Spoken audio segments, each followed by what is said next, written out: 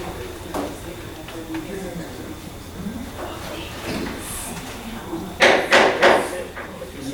evening, everyone, and welcome to tonight's City Council meeting. It's Monday, September the 13th, 2021, at approximately 7:02 p.m. Ms. Derry, would you call the roll, please? Yes, Lester. Rod Powell is absent. David McDaniel. Here. Tim Terry. Here. Casey Brown. Here. Ralph Meeker. Here. There's a quorum, and Mike Candy is present. Rod Powell said he'd be a few minutes late. Okay, thank you very much. If everyone would please rise. First of all, thank you for being here tonight. If you please rise, we'll begin our meeting with a prayer from Lynn Poplin from Greenwood United Methodist Church, followed by our pledge by Chief Brian. There you go. Thank you. Let us pray. Holy God, thank you for this great city and state in which we live.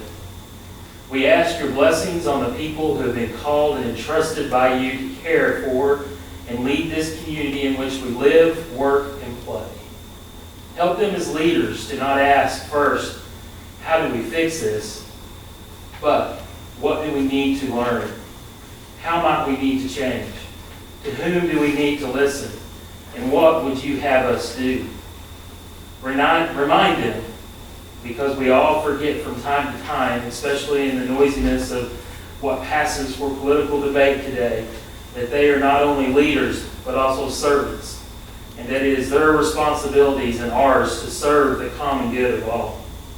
Remind them that no matter where we live, everyone is our neighbor, our sibling, and that throughout the ages, prophets have called the leaders of the people to respect and protect the least of them among us, our children, the elderly, the poor, those who are hungry, those who have no homes, those who are ill in body, mind, or spirit, the stranger and the immigrants in our midst, those who live on the margins, those who are alone and those who are forgotten.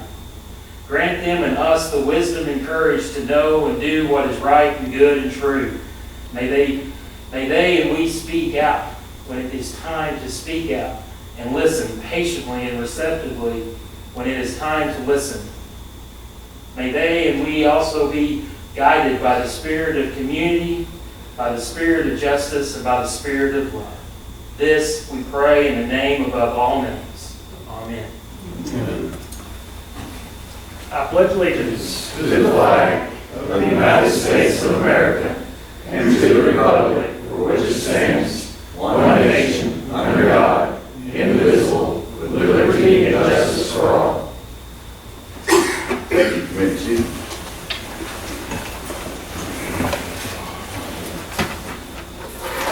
At this time, I would ask council's approval of the minutes for the August 2nd regular council meeting.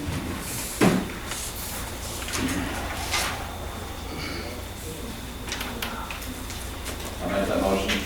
Second. We have a motion and a second. Lester. Tim McDaniel. Yes. Tim Terry. Yes. Mr. Brown. Yes. Meeker. Yes. Thank you.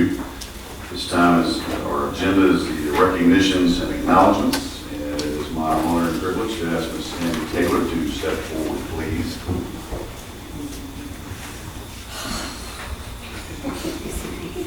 Look, she acts like she's all surprised. Tanya Taylor, if you don't know Tanya Taylor, this is Tanya Taylor. And if you don't know Tanya Taylor, you've not been in Greenwood very long. And you certainly have not been out in public. So, because Tanya is involved with anything, and waiting, oh, there they are. Anything and everything in Greenwood, Arkansas. She ran the chamber to the ground. I mean, she ran the chamber. What? That was for Bob. She was director of Chamber of Commerce for quite some time. Decided that we weren't good enough for her, and she went on to something that she can't talk about a lot for some reason. But anyway, I give her a hard time because I like to and I can. And she's a dear friend of mine. She was a dear friend of my family, my dad. So I have a little something for her this evening. This is a proclamation on behalf of the people of Greenwood, the city of Greenwood, to publicly recognize Tanya Taylor. Whereas the city of Greenwood, Arkansas takes any opportunity to commend its citizens for their outstanding contributions to the quality of life of this community, and whereas Tanya Taylor is a tremendous example of a volunteer in the military community, where she serves as VFW Post 6527 Post Chaplain, VFW State Chaplain, VFW National Legislative Committee Representative, and as the Secretary for the Western Arkansas Veterans Coalition. And whereas Tanya also serves as a member of the City of Greenwood Planning Commission, focused on Greenwood, Bible study leader, and an ordained chaplain and minister. And whereas Tanya recently was awarded a citation of recognition for 2021 from the VFW of the United States for the Outstanding Commanders Project Chairman Post 6527. And whereas the City of Greenwood stands to honor Tanya Taylor for her continued leadership and volunteerism in veteran and community programs, therefore I, Doug Kinslow, Mayor of Greenwood, Arkansas, do hereby deem it an honor and pleasure to proclaim September the 13th, 2021 as Tanya Taylor Day. So, congratulations, young lady. In the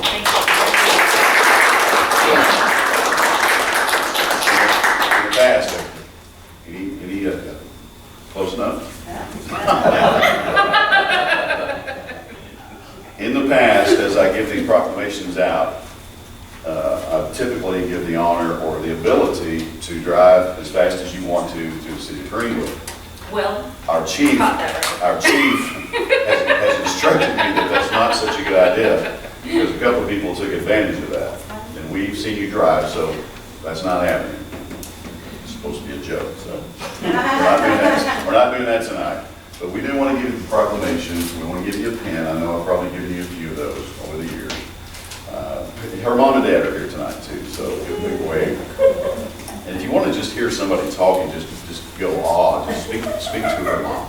She's just got that. It's from England. Yes. Which is on the other side of Witcherville, I think. Just across the pond. Just across the pond. So, and I say this too, you've heard me say this a lot, but indeed, I mean it tonight, more than ever before, that this is not a key, this is the key to the city.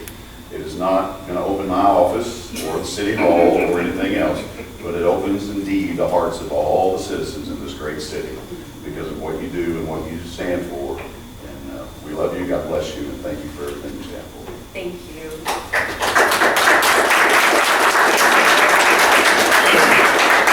Would you like to share a story about a raccoon in your house? Not on the Only a record. few people know what I'm talking about. So, anyway, thank you. Thank you very much. Thank you, everybody. we've got an award to present, Mayor Doug Kinslow. I'm not nearly as good as he is about this kind of stuff, but recently he was given a plaque, the Adrian White Municipal Leadership Award by the Arkansas Municipal League.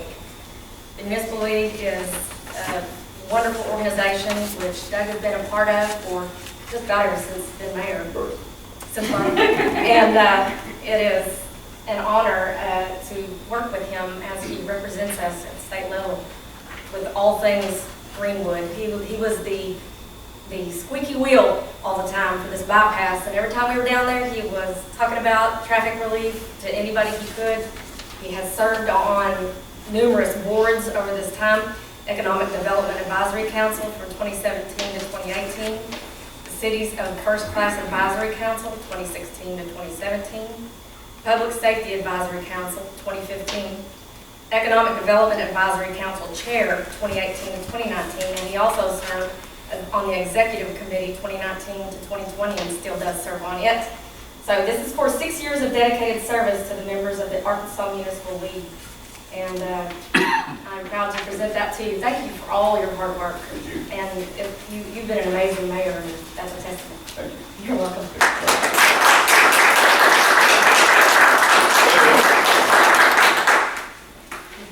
Thank you. Anybody else? Oh, thank you. You're welcome.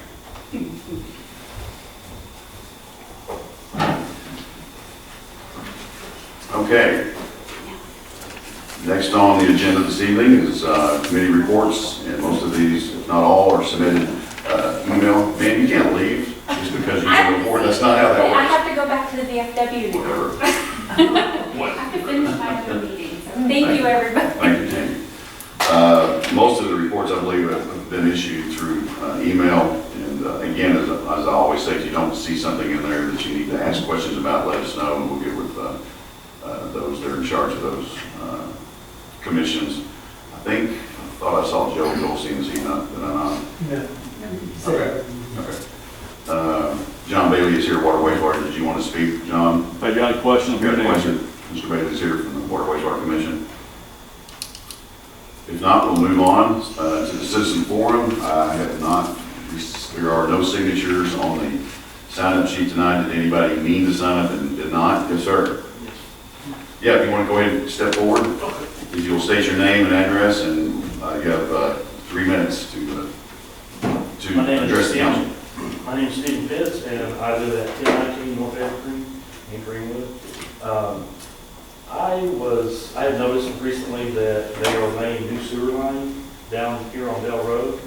And for years, my neighborhood, several of the houses in my neighborhood have been without city sewer. And I know four houses that have pumps that pump the liquid off the septic tank up to the next street. We pay full price for city sewer and have, over the years, whether you have a septic tank there, if you pay for trash, my understanding is you pay for sewer as well. Should not be. Should not be paying for sure. No. I'm not saying it's not true, but that should not be the case. Okay. Well, I've been paying for it. I mean, we pump just the liquid waste stuff, and I know the four houses that we've been paying for sewer for all these years. Okay. I know that some money from the Arkansas, the American Rescue Plan Act has been has been given to the city. And I was looking at y'all's minutes from the last meeting, and it said that there was a possibility that some grant money from the drinking water revolving fund could possibly be used by cities. I don't know if that was something that y'all had done. I just saw this the other day, so I haven't had a chance to really look into it. I'm asking that, if at all possible, the holdup on the city sewer over the last several years in our neighborhood has been that we set it in a lower place than where we're sitting is lower than Daisy where the sewer is pumped. So now with those lines being downhill from us on Bell, I didn't know if it's possible that we could possibly get sewer coming in that neighborhood. I think I'm gonna let Mr. Bailey speak to that just to say, let me say this real quick before you start on that behalf. I lived on Evergreen for 20 years. And in fact, when I first became mayor, the first question to me was, are we gonna get sewer now? And I said, sorry, probably not, especially that I am the mayor living on Evergreen, but that didn't hold it up by any means. But to answer your question or your thought before Mr. Bailey does, we certainly have received approximately $972,000, is that correct, Mr. Marsh, from that fund that you're referring to? The Water Wastewater Commission has met and discussed those funds, and we're going to direct that to infrastructure. And I am hoping and asking on your behalf and people that live on Old Hackett, and by the way, I just moved to Old Hackett Road, this is not why I'm asking, but the places in Greenwood, Arkansas that have never had sewer and have never had the opportunity to hook on this, it's one thing if it's there and you don't want it, that's your choice. But in my opinion, and I think the council and a lot of folks believe that it's time that if we can afford to do it, when we can afford to do it, is to get it into those places. So I'll let John, so we are looking at those issues for sure, but I'll let Mr. Bailey is our chairman of the Water Wastewater Commission. So I'll let him speak to that a little bit more directly, but certainly there's thought and working toward that process. Yes, sir. Thank you. You're welcome. The first thing is John, would you come up Okay, here? sure. You don't mind? The first thing is I misspoke when I said you shouldn't be paying. Tim, in charge of our water distribution, the pump, you said that pumps it actually into our sewer. Yes. So it does go into our sewer, so you do pay as you should. I'll have to get your address and see how close that sewer line is going to get up to you. It's running up closer your area, but I can't tell you exactly where it's going in relation to your house. And I can't tell you which direction. What, not that close? Okay. Either the corner of Knoxville. Nashville. We're going up to Knoxville, aren't we? I think we're going at least as far as Knoxville. So it'd be one block up and one Lincoln, block over. Lincoln. Lincoln? Okay. So we're getting closer. Not far away. There's Lincoln and then. Okay. Okay. And I'll have to get with my sewer director. If I get your name and phone number, and once I research, I'll get back with you, okay? Thank you, John. Yeah. Does that help a little bit? I've encouraged, I've had a few calls from, my sister and brother-in-law lives up there too, and they've asked recently what they can do to get sewer, and I said, money, but certainly I think it's important for the neighborhood to get together. And I know in the past, way before I moved it up to Evergreen, I think there was a petition for folks to get on sewer, and it just didn't happen. And I don't know for sure how all that works. I'm not trying to act like I do, but there is a move to get some sewer available to these parts of town that have never had it. I mean, it's just, to me, it's ridiculous that you live in the city limits and you don't have the opportunity. Now, I say it's ridiculous, it's very expensive. It's very expensive to get it there. And then there's a tie-on fee and all that, but we ought to be working at it for sure, so. Mayor, just to add on to that, my parents are 2 houses down from him. Right. They've got that same system, and it's an annual or biannual deal that those pumps go out, Sure. replace the pump. They spend enough on pumps, so Yeah, I've replaced- over the years to pay the tap fee. Yeah. I've replaced 4 in 20 years, and they're about $600. I hate to hear that because I just bought a house with a pump. But I kind of expected that. Learn how to change. Yeah. Okay, so we're working on it, and certainly get that information, Mr. Bailey, if you would, and we'll address it a little bit more specifically for you. Anybody else that didn't have the opportunity to know to sign up on our sheet that want to speak this evening? If not, we'll move on to financial report. Mr. Marsh. Good to be back. I know you guys miss the riveting reports that you get every once a month, so we'll just start right in on it. Legislative audit and water sewer audit both began at the same time simultaneously. One's being conducted here on site, legislative. Water sewer is being conducted off site, so we're shuffling documents back and forth between the two. And so far, we have not hit any major issues or things that are cause for concern. We expect it to be a very quick and clean audit for both. September starts budget season. Preliminary budget worksheets are going out to the departments this week, and they will be asked to also submit, they were asked today, to do a 3 to 5 year capital plan to determine their capital needs. I will do present value calculations on anything that would cross a fiscal year so that we would know at current cost what the future cost would be should that plan run 1, 2, or 3 years with an inflationary factor. One of the things that they're going to be seeing in their budgets are some new accounts across the board. One account that we just recently added, and we're also now coding to, is employee recruiting and hiring account, so that we can capture the cost associated with recruiting and hiring employees to the city. Before it was, we didn't have an actual account to account for those costs, and now they will have that at their avail, and they will be asked to budget it this year. As far as your city sales and use tax for collections for this year, we are 2.8% above budget. Budget cumulative growth is 12.8%. We budgeted 10%, so we're 12.8% cumulative, and that's 2.8% above what we budgeted. As far as the county sales tax, our cumulative actual is 14.2% as of the end of August.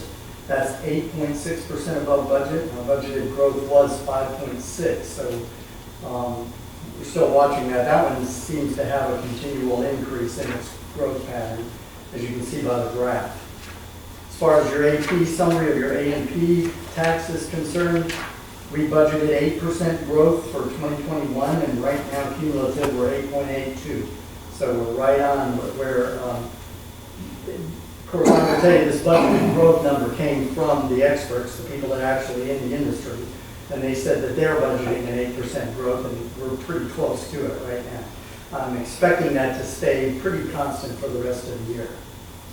As far as the balance sheet is concerned, you will see that the Pumper 2 loan, is principal balance, is now booked on there. It's on page 8 under the balance sheet. You'll also see under the assets, the ARPA funds are restricted, and they are also recorded. So the $972,655.12 is listed there as an asset, so we can start spending some of that on water sewer projects, infrastructure. If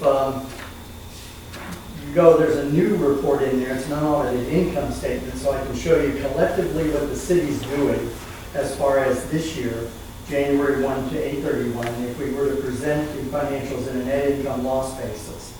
Right now, we are at a $2.7 million income. That's revenues exceeding expenses, $11,800,000 to $9,100,000. We budgeted a loss of $2.2 million due to capital project carryovers from 2020 due to the fact that COVID pushed them off because we didn't know what the impact of COVID was going to be. So right now we have a favorable variance of almost $5 million as far as the budget is concerned.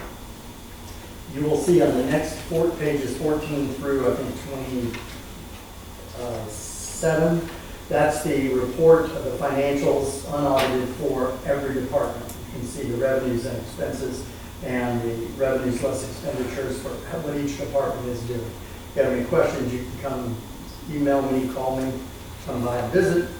As far as the cash flow is concerned, you'll see in July the ARPA money is there. You'll also see up on the cash from revenue.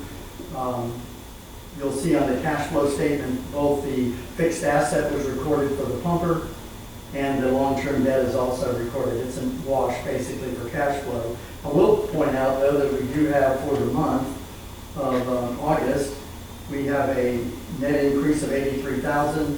The biggest month was $1.3 million, which occurred in July. Most of that was due to ARPA, restricted funds that came in. So as far as our ending all months, January through August, we are sitting with a net increase in cash of $2.2 million. That is 16.9% increase over the beginning of the year. If you remove ARPA from that, it's an 8.9% increase in our cash flow. As far as the total funds are concerned, that's the last report you'll see. We're at $15.6 million for the month of, at the end of August 31st. We're budgeted at $9.9 million. That's where our funds should be if all expenditures were met. There will be carryover, I can tell you right now, because a lot of the expense lies in capital projects, which are still being delayed and or not even started as of today. So we're looking at a favorable budget variance of an increase in our cash flow of $5.7 million. And that's it. Question. On the A&P page, I think it's 7 or 8. 7, what you got written on there. What is showing the top and the bottom? What am I missing? What am I seeing? There's 2 of them.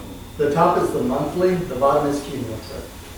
So you're going to see 13 plus the 15 is the 29, 29 plus the 12 go from the bottom to the top. So the 1.7 is month to month. The percentage of increase or decrease month to month. The bottom one is the advertising promotions cumulative. So it's 11% January and February was 23% cumulative. January, February, March added together was 15.82. So we're at a 10.56 as of August. Actually, I used 8.82. We're 10.56.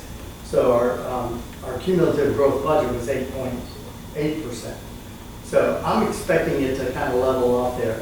And matter of fact, when I put that number down, I was putting down July's number because I wasn't here in July. But August numbers came in at 10.56 cumulative.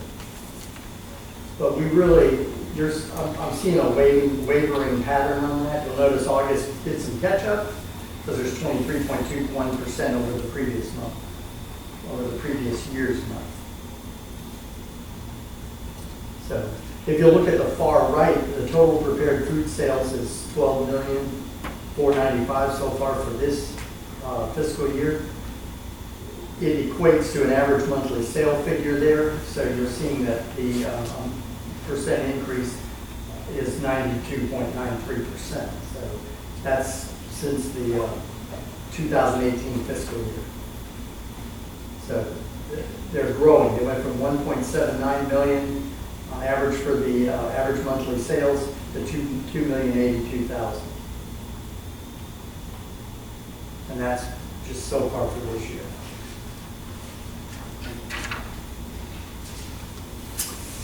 Any other questions for Mr. Tom? Thank you, sir, and welcome back. Glad you and your wife are well. We have no agenda additions this evening. I'll let upsets everyone. Move on. Old business number 1 is Water Wastewater Commission. Ordinance amending ordinance 14-09 allowing a stipend for commission members. Second reading. Do you have any discussion on that, or Tom, or John, do you want to address it, or? Not really. Okay. I make the motion that we adopt this by the second reading. By title only? By title only. Okay, got a motion? Second. And a second. Lance Terry? Yes. Mr. McDaniel? Yes. Tim Terry? No. Mr. Brown? Yes. Mr. Baker? Yes. Passed by majority. I'll read the title. An ordinance amending ordinance number 14-09 providing a stipend for water wastewater commission members of the city of Greenwood, Arkansas, and for other purposes. Thank you. Can I ask a question about that? Yes, sir. Section 1, maybe I'm mistaken. All commissioners will serve with compensation of 25 per meeting attended, unless otherwise approved by a majority vote of the council. What's the point of that sentence? It just means that it's going to be $25 no matter what, unless y'all change it. Unless we change the ordinance. Just make it clear that it's going to be $25 until y'all change it. I just didn't have my head around it. That's kind of- Yeah, it just means that it's very specific and clear that the council has authority over that. That's the way I think it. What about you, Mike? Hear that? Okay. Okay. So did you want to amend the fact that you thought you were stupid? Just I'll stay with that. I'm kidding. Chief, you're up. Okay, the next is a resolution to authorize federal buy board participation. Basically, the federal buy board is the U.S. government purchasing cooperative, just kind of like the buy board we're hired up to, but this is through the U.S. government. We budgeted our Hvac systems for our air control over at the station, and the company I was using, I said, what happened? I go through the GSA, and they said, well, it'll save you quite a bit of money if you're a member. And so they sent me a quote with and a quote without. It's about $600 per unit, and there's 4 units. So I think it'd be a good thing for us to be a member of the U.S. government purchasing cooperative called the GSA. So the other thing on the truck was state buy board. It was through the called the buy board through the Texas. I guess it's a national buy board, but it's through the state of Texas. So it is a national buy board. But this right here is actually the U.S. government. It's called GSA. So it's just another opportunity for us to do something to where they do all the bidding and contracting and quoting and stuff outside. So all we have to do is purchase it through.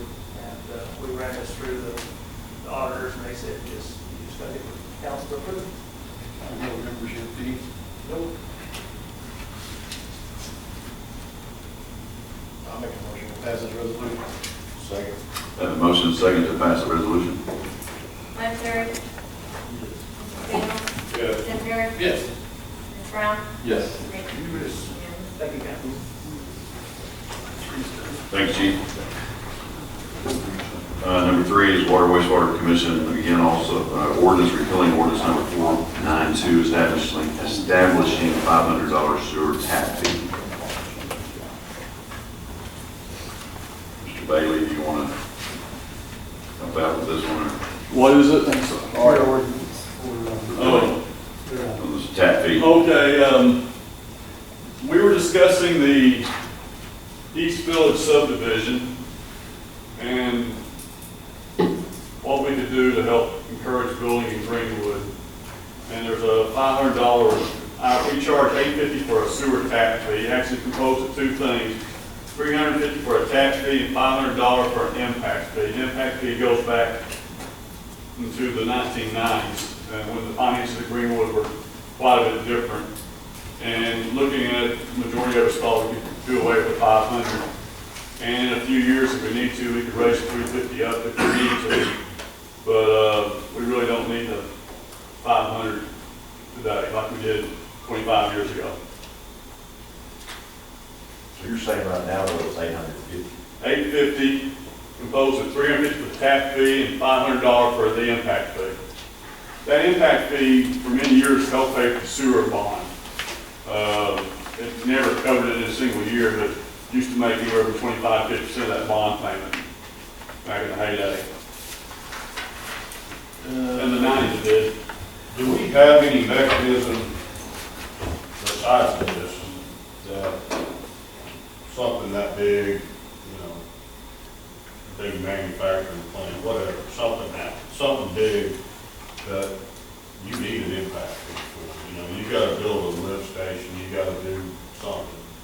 I mean, how do we recover? If it's a specific, for a specific customer, we can require them to pay for all of it or cost share. If, there's been developers putting lift stations before. We could do that on an ad hoc basis. Right, on a case by case, if it was one specific, it was a $250,000, $500,000 lift station we had to put in for one subdivision or one industrial plant, we could require them to put up, all or half of it or some, as we negotiate it. Is that neighborhood going to require a pump station? Well, no and yes. Our engineer came and told us what the cost would be, and it appears he missed this one a little bit. They are going to tie into an existing lift station. It's been there for 25 years or so, give or take. And our engineer said that we're going to have to renovate that at some point in time, and we'd have to improve it when we renovated it. He didn't use the word renovated or something like that. In researching it since our meeting, there's two parts to a lift station. There's the pumps, and then there's a holding tank that holds it. And the pumps, the holding tank, by the time the holding tank has to be replaced, you'll replace the pumps probably 3 or 4 times. We're on our second set of pumps. They're in good shape. They're not going to last forever, but the tank is too small for this new subdivision. And not just this subdivision, but also there's the duplexes and triplexes out on Greenwood Lane, also goes in there. We used to have the subdivision now on Eagle Crest Lane, plus Ashbury Cove, Ashbury Point, all going to this lift station on Ware Road. A few years ago, we rerouted that because it was overloading it. So we took 200 to 300 houses off. Now we're adding 200 to 300 houses back on. So we're going to have to increase the size of that holding tank. Not necessarily before the first house is done on this, but before the fourth phase, we're going to have to up that tank size. And we weren't aware of that cost when we voted this in. When we made voted to recommend this, we weren't aware of that. So wouldn't that impact fee go towards something like that? Yeah, it would. And we were not aware of that when we made the recommendation. I also look at the impact fee was also, as my understanding was to help with the existing citizens, Right. that they were going to be impacted by the new development, and also maybe extend sewer services to existing residents that have never had it. And I think one gentleman that spoke today, we still have citizens that don't have sewer. And I think, until we do have, pretty much our whole citizens, having the ability to either accept or not get on our sewer system, I would like the impact fee to stay. The other thing I noticed is that, this was around since 1993, and it's my understanding that was from about 94 to, 98 or whatever was our biggest growth. And it seemed like the impact fee had no bearing on slowing down our growth during that period. Didn't seem to, no. We did the bond for the sewer plant in 1999. Right, but I said the last few years, it was originally for impact, the last few years this is going into the sewer O&M fund. Yeah. And the O&M fund's been making the payment. Right. So once a dollar goes in, all dollars are the same. The way we look at it, this has been making part of that payment until about 2 years ago, then we started using sales tax money to make that payment. Well, it's not very much, no. I feel like that's misleading, I'm sorry to argue with you. The new addition, John, is going to basically bottom line, is going to impact our sewer system. Yes. bottom line. So, and then you've got residents in this town that pay a tax that was supposed to never pay sewer again in their life because they were paying it out and it was put in because it was put on their taxes. So they're impacted now because they're having to pay sewer for us to keep up with what we've got going out. So basically, this project here, if that's what we're referring this to, is going to majorly impact our sewer system. So for me, the last thing I think we need to do, if anything, it needs to go up. It's not going to have it's going to have an impact. Any one customer has some impact, and this is 250 of those individuals. Because when I But first it's not got on the huge. council, we did a study with impact fees, there's 3 different companies, and we chose, I can't remember what we ended up choosing, because we had some people, you know, I handed them out to the residents, because they tasked me with doing it, and I'm not sure that it ever went through, we ever passed it, but if this has been here since '93, I'm going to kind of have to agree with Councilman Brown that, I mean, it had impacted as far as slowing down but because Greg comes in here on occasional times, and he's talking about the infrastructure that we've got now, the infiltration that we got. Why couldn't we take that money and start trying to fix some of that stuff? You know what I'm saying? There's a lot of things that we kind of pushed to the wayside, directed towards new things, but we've got old things that need to be, because I know once it starts, it's a mess, like we did out at Indian Hills out there, that stuff. We're just getting started. Exactly. We're near finished. Exactly. So, I mean, I think that this would be crazy on our part to eliminate that 5 minutes. I have to agree. I have to say, it's probably bad to say, but $500 a stay down. Not that much, I understand. On 251 units. That's only not, I mean, I hate to $125,000. say it, but $500 barely gets you some plywood. I mean, so I don't think that's a huge price to pay for. So my suggestion is, I mean, I'm not going to be taking that out. Well, I know, you know, on the Fort Smith, you know, I showed there with their sewer fee to, you know, was on the same side of the road. You know, they said in 2011 it was 780, 2012 they bumped it up to 945, and in 2013 it was, I guess it still is at that, it was $1,110. So I think we're still being. Fort Smith, I talked to Fort Smith about how much they charge, and they have a variable thing, depends on the situation, so it's not all the same, but the guy who actually calculates that says the average residential, they don't have to cross the road in Fort Smith for a tap, he said it was $1,200. We're still probably a cheaper in Fort We Smith. have an obligation to, as a city, on some of these places like Still Line and Bell Edition and all this stuff out here, that I think that somewhere along the line, that they, as long as they've been here, as long as they've been paying taxes in this town, and we get sewer out there, I mean, you shouldn't be cumbersome with having to pay for a sewer tax. You should have had it a long time ago. It should have been a priority one. Well, the money being spent for a lift station could get sewer to his house. That's what, yeah. You know, I don't know how much that costs. Let me ask you this, John. Why did the wastewater commission recommend this? Well, originally, the developer talked about, and the developer had kind of come down off that request. Greg and I had talked about it in detail, and Greg was kind of hard to help get, you know, construction in Greenwood, you know, we used to grow a little faster, and and AC's point's well made, but when this was $500 a night, late nights are bigger than $500 a day, it did slow us down, but we just thought it might help get a little more construction in Greenwood. What Greg wanted to do was to help out the big ones, but still charge on the small ones, and there were several of us on the commission that really were against that.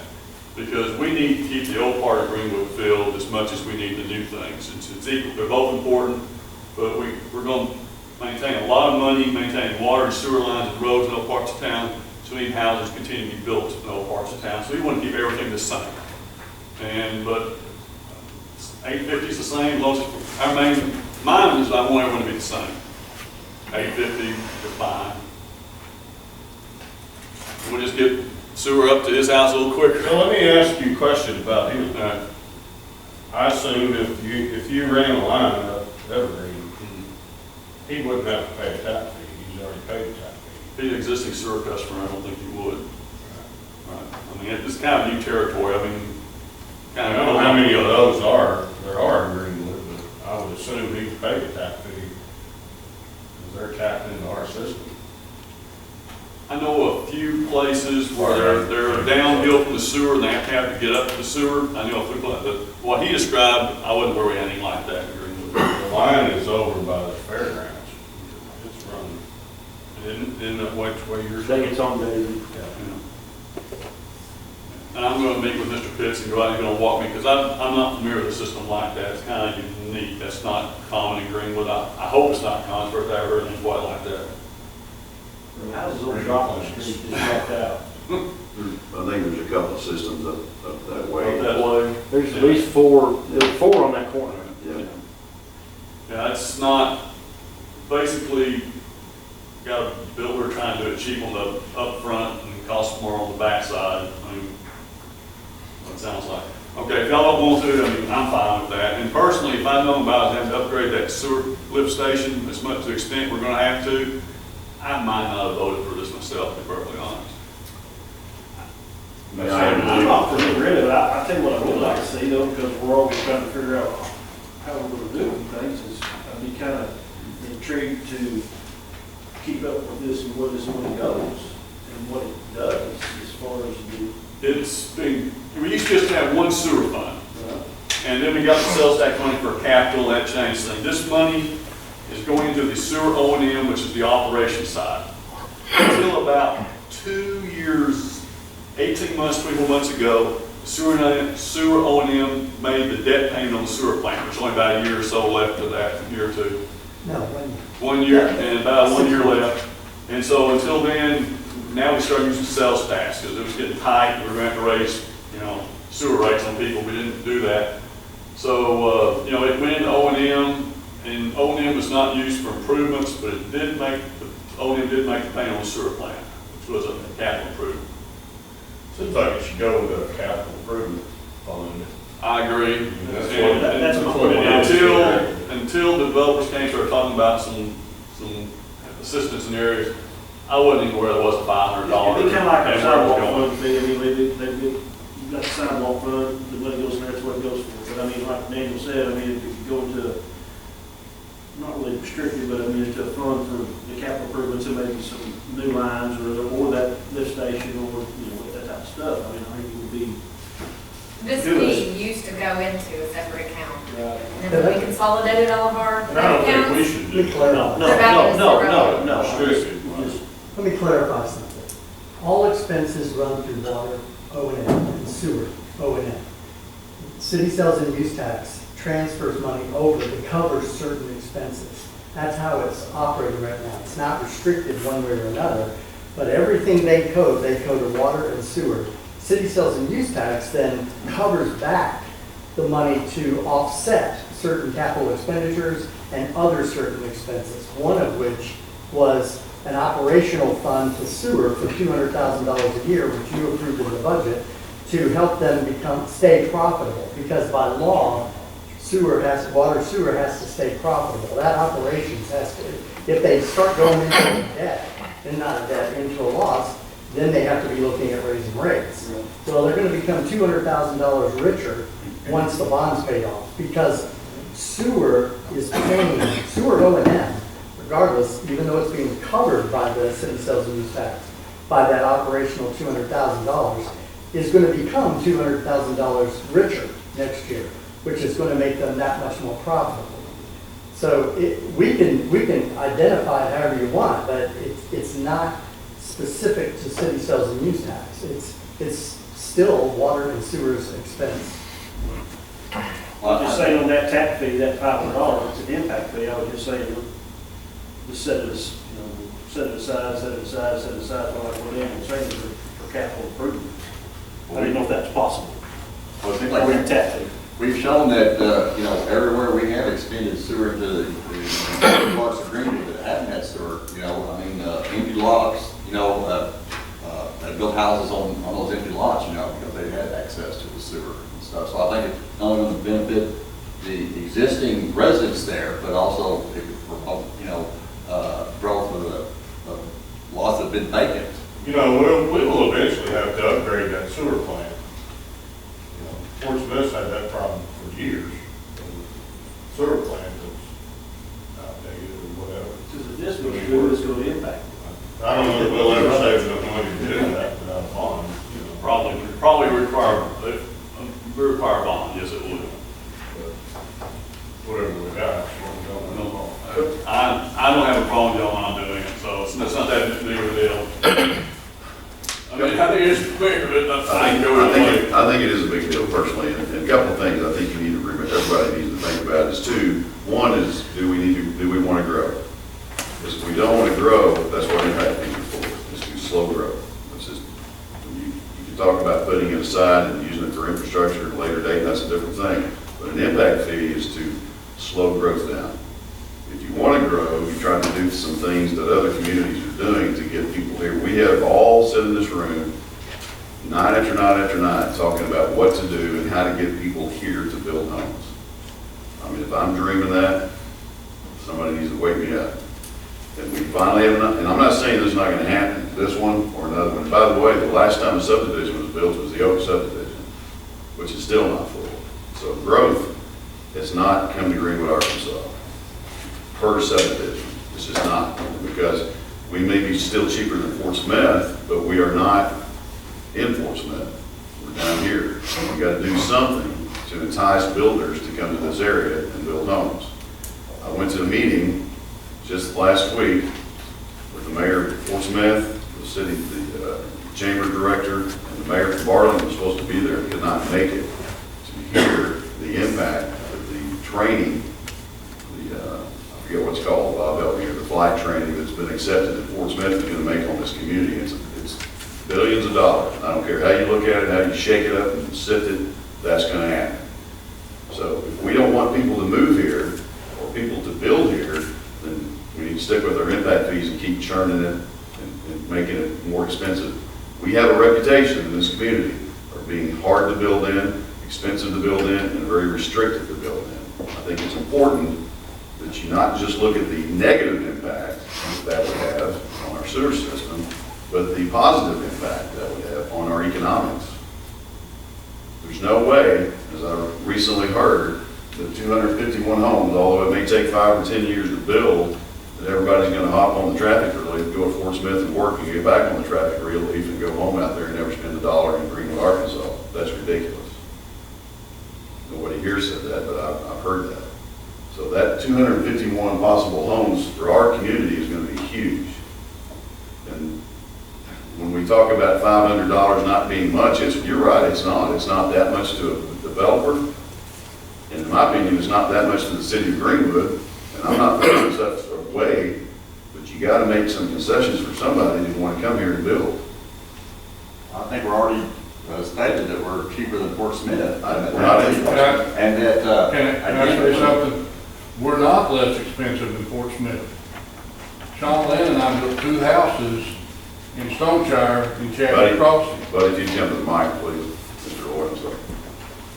But it's fine. We're not less expensive. The 2 houses Sean and I built in Stoneshire, because the developer put the sewer, he ran the sewer, he tapped the sewer, we did not pay a sewer fee, a town fee, because the developer put it in. So we're not less expensive in that subdivision. well, no, you said the developer put it in. Yes. So it was already been paid for by a builder or a developer. And so that developer chose to do that, the city did not. That's the reason we were requesting that, because we're putting it in. The sewer department won't do anything. My plumber will actually go from the house to the tap that we put in. So, we're not less expensive, unlike we're cheaper. We're not less expensive than Fort Smith in some subdivisions. Mayor, I'm not agreeing or disagreeing with what you're saying. I mean, I think you're making a valid point. I don't know that, and I know you've worked on this, I know you've tried to figure this out as well, but I'm not convinced that we as a city understand why it is that builders don't want to build here, really. You know what I mean? Is it money? Is it we're hard to deal with? Do they not like Stuart? Do they not like Sonny? Do they not like Yes. me? You know, I mean, is it money? I mean, is it $500? Is that really, if somehow we could understand that's, No, I don't think. that's really the problem. I think we're willing. Yeah, I don't think at all that it's just a $500 fee, for sure. I think there's a few different things. And I will say this, and I've told the builders this, I think we're a little spoiled.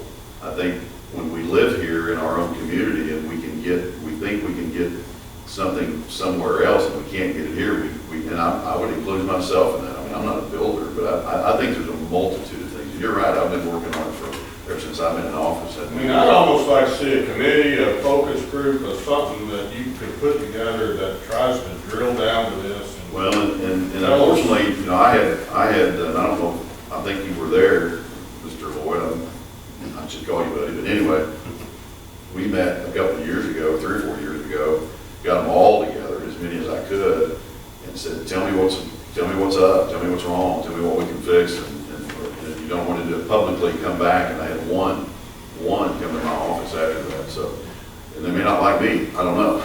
So it's a tough thing. It's hard. And I know, I don't know, but I think I know that when you're a builder and you've got Riley Farms, such as looking at you, and it's in the Greenwood School District, and you get the best of all worlds, a lot of people do choose that. And I don't blame them. I don't hold that against anybody. But I just know that if we don't, and it may not be the $500, it may not be taking away another fee. It may just saying we'll do something to get you here. We want to entertain the fund. I don't know that this is it, really. I want to say be on record, sorry, that back when they instituted this thing was 5 years before I came to work here in 1993, and sewer needed revenue. It was pretty poor. And water was $8.50 for a tap, and I guess they just wanted to raise it up $500, kind of be even with that. I mean, why would you take $500 away from sewer and not do it from water? Water was $3.50 at that time. $3.50, yes, it was. Anyways, You know, and and I just think it wasn't called an impact fee, it just needed revenue for sewer back then. You can call it impact fee now, but I don't think that was the intention back there, they just needed money. You didn't have a sales tax either. Right. That was- So- I just So want to be on that record money saying went that. to fund the subdivisions or the infrastructure improvements because you didn't have the 1% sales tax, which you do now. And you're sitting on $4 million, and we just gave you 1.9 of ARPA money.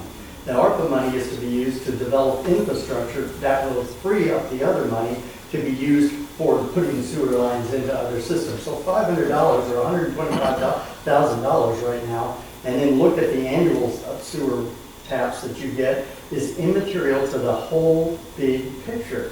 But I just wanted you all to know that. And I touched on something, I mean, I wish I knew what the answer was, I really do, whether it's this or something else, or something we're not doing, or something we're doing wrong. But I do know that since the Oak subdivision, there's not been a subdivision even attempted in this area. It used to be said, we used to agree with each other, I used to kind of chime in, we don't have any place to put one. Well, that's not true. There's 96 acres out there. There's 150 acres out on Wet 10 West that's going to fix to be a double 4-lane highway that somebody's going to want to do something with. I mean, there's a lot of land. There's a lot of land. I mean, I don't know, Lance maybe said it, somebody said it, and Buddy's right to text, but the $125,000 in the big scheme of that project, you know, I mean, that's a small percentage. Well, we're trying to bring a subdivision to Greenwood that's never been here before. I mean, we're putting in 2.5 miles of walking trail. That costs a lot of money. But I want you guys to, if you want to form a committee, that's fine. But everybody looks at that and says, oh my gosh, 251 lots. No, phase 1A is 78 lots. And that's going to take probably a year and a half. The next phase has 80 lots. We're not going to develop 251 lots and throw all that on the sewer department or the water department at one time. And I'll say this, straight up, that you brought that up. I think, and I won't even speak for everybody, in my gut, I'm scared to death of it. because of what he just said about the Oaks. That we've seen it happen over and over. That's a wonderful plan, and I hope you guys are 100% successful. I'm not, I'm not trying to throw rocks at anybody, but we have to look at this and go, that's a wonderful plan, man, that's gonna be great. We'll give you this, give you this, give you that. Phase 1 gets done and the thing doesn't, and it stops. We're sitting here going with egg on our face, and I think everybody's scared of that, just to be frank about it. Well, I'm not gonna say I'm not nervous about it. Oh, I would be if I were you. I mean, I'm betting my life on it. No, we're not. But you understand what I'm saying? I mean, The Water Wastewater Commission, I stayed until I had to leave that night. I had to leave Dallas, so I had to leave before it was completely over with. But I stayed until the vote happened, and it seemed like you guys had all your facts, and it sounds like maybe you don't now. I don't know about that. That's interesting that something's come in since then. But there was quite a few points and different times in that meeting that it was made that I understood, and don't correct me if I'm wrong, that this, as he just said, we're gonna have to do something out there soon anyway. If whatever we do infrastructure-wise for this will also improve Deerwoods and everybody else that's there that's already needing help. Am I right there? This is what we would have to do infrastructure is not just for that. Is that correct?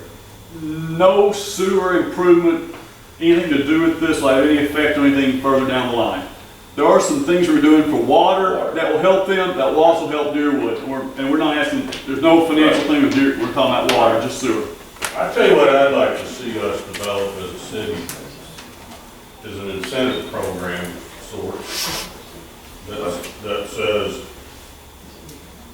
that's a great plan, we're all for it.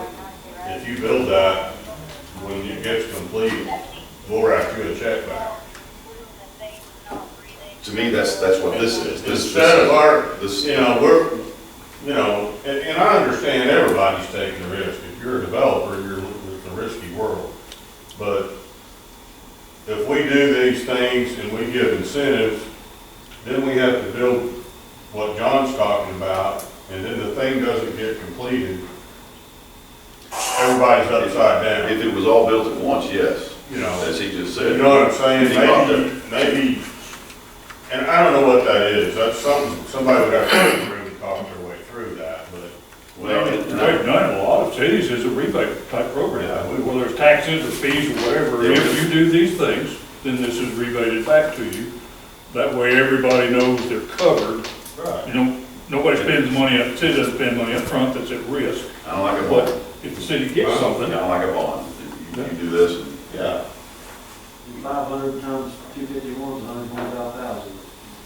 Could go back to the, I mean, I agree with you. I mean, phase 1's, when phase 1's complete, we'll refund some rebate against that phase or whatever. But I don't know, again, we're not gonna solve that sitting right here. But we gotta figure out what the real reason is. I don't know how you do that. Should we draft a plan, looking at some of those things, bring it back to you? And if this is it, I mean, we can come back 2 months from now and repeal this ordinance. I mean, Mayor, that's. is something that the water wastewater can discuss and maybe. Yeah, I would like for this to. Instead of us acting on it tonight. Yeah, And making a quick draw decision that we can go back and say. I would encourage, the news that John gave a while ago for that commission, and maybe they already know, you haven't met since then. No. So the news that Jeremy has given back to Mr. Bailey needs to be related to the commission as a whole. Well, I'll make a motion to table. Have a 30 motion. days or until after the water was. After their next meeting, I guess, basically. Okay. Second. Have a motion second to table. Vice Terry, Yes. Mr. Howell, Yes. Mr. McDaniel, Yes. Tim Terry, Yes. Mr. Brown, Yes. Mr. Leeper. Yes. Thank you. It's good discussion. Thank you. Number 4, Water Wastewater Commission resolution to amend budget for water project design work. Tonight you've heard about ARPA money. And there is a time limit on the ARPA money. It's not real short time limit, but you have to have it obligated. We've gotten the first half already, and then next year we'll get the second half of it. But you have to have all that money obligated by December 31st, 2024. Obligated means you have to have the contract signed. Then the work has to be actually completed 2 years after that by December 31st, 2026. Engineers are backed up. And we want to get a jump as much as we can as far as getting some of this design work done, get the ARPA money spent. The engineers are backed up, contractors are backed up, getting the work done, and so we just want to get moving on this. And so it's upping our budget so we can start getting stuff designed to get the ARPA money effectively spent and do things for the city of Greenwood a little quicker.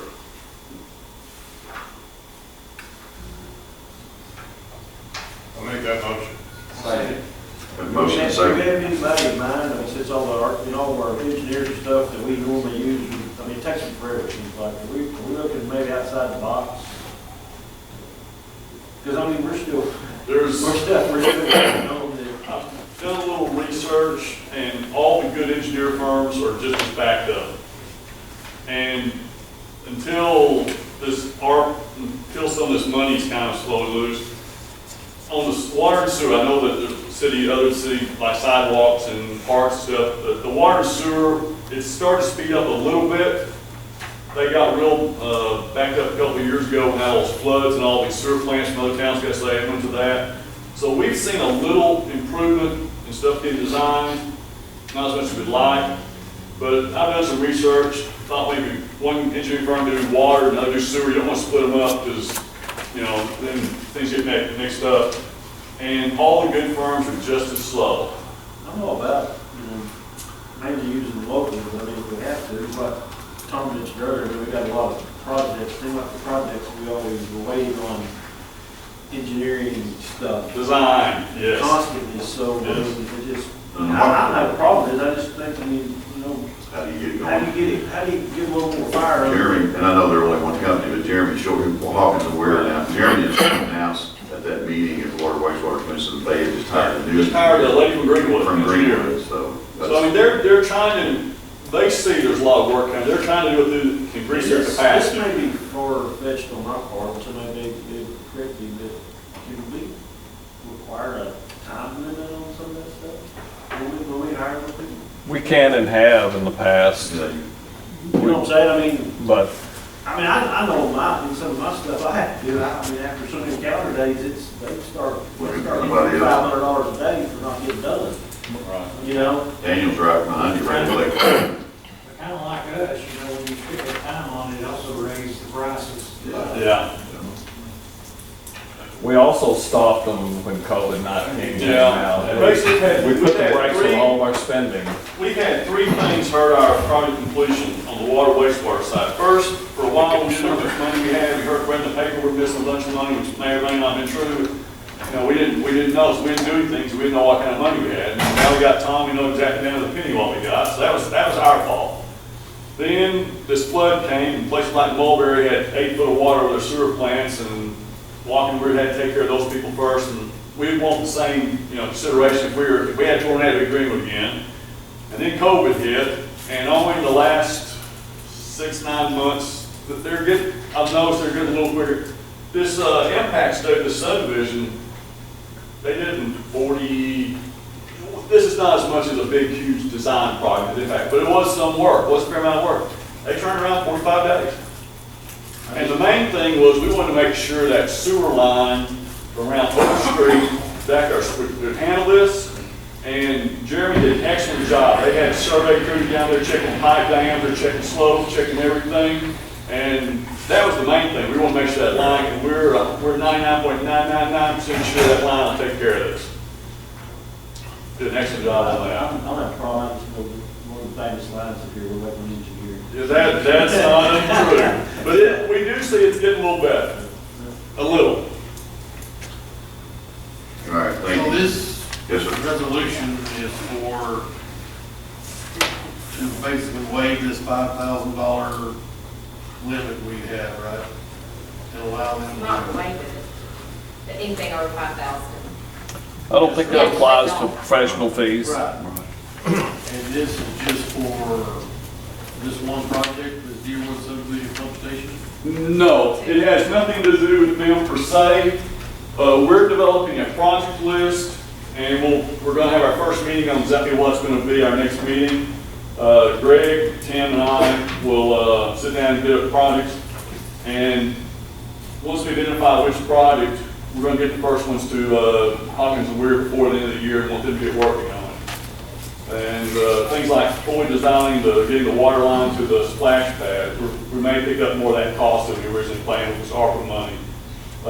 Water lines maybe down the hill, well, that's already pretty much designed, but maybe water lines to help out here. Greenwood's pretty bad out there. And some sewer extensions maybe, but I can't tell you which projects we haven't determined yet, but we know we're going to want to get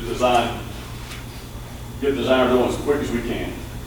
So what I'm getting at, we're not changing the 5,000, 40,000. No, I don't have what you have, but the intent was just to increase our budget.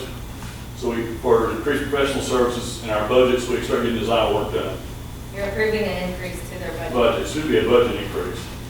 It shouldn't affect any of our spending rules, just a budget increase. Well, the spending rule he's talking about is in the procedural rules, or in our budget adoption document actually, where anything over $5,000 that's not in the budget has to be approved by council. Okay, now that's what we're doing, because it's over 5,000.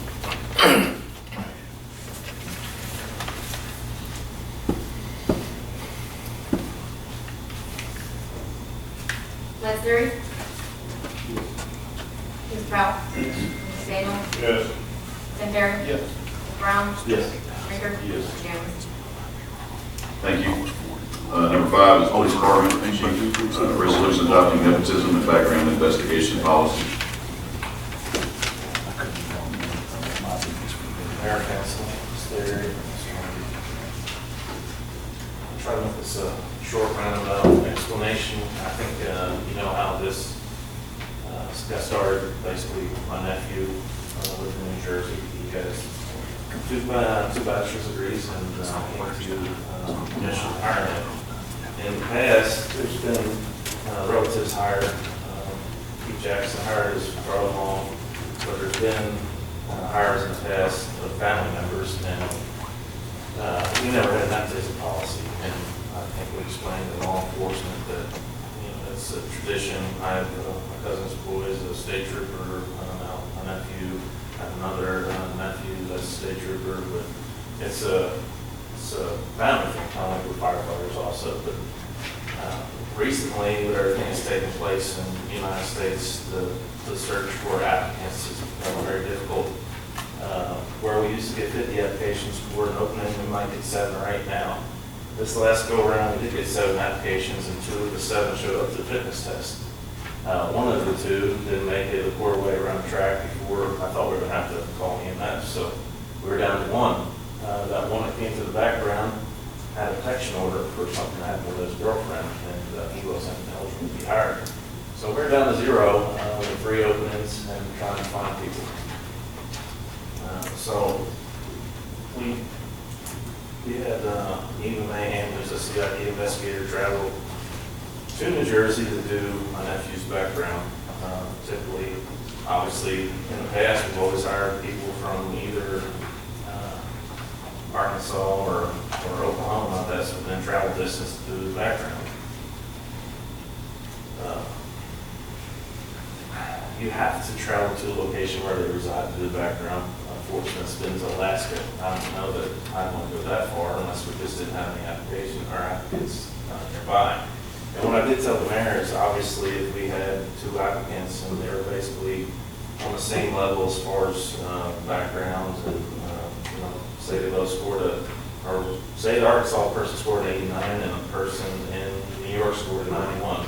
Obviously, it's close enough. We would take the person here so we didn't have to spend money to go to New York. But I want you to keep in mind that as time goes on, we're in competition with everybody in the state who's going through the same thing we are.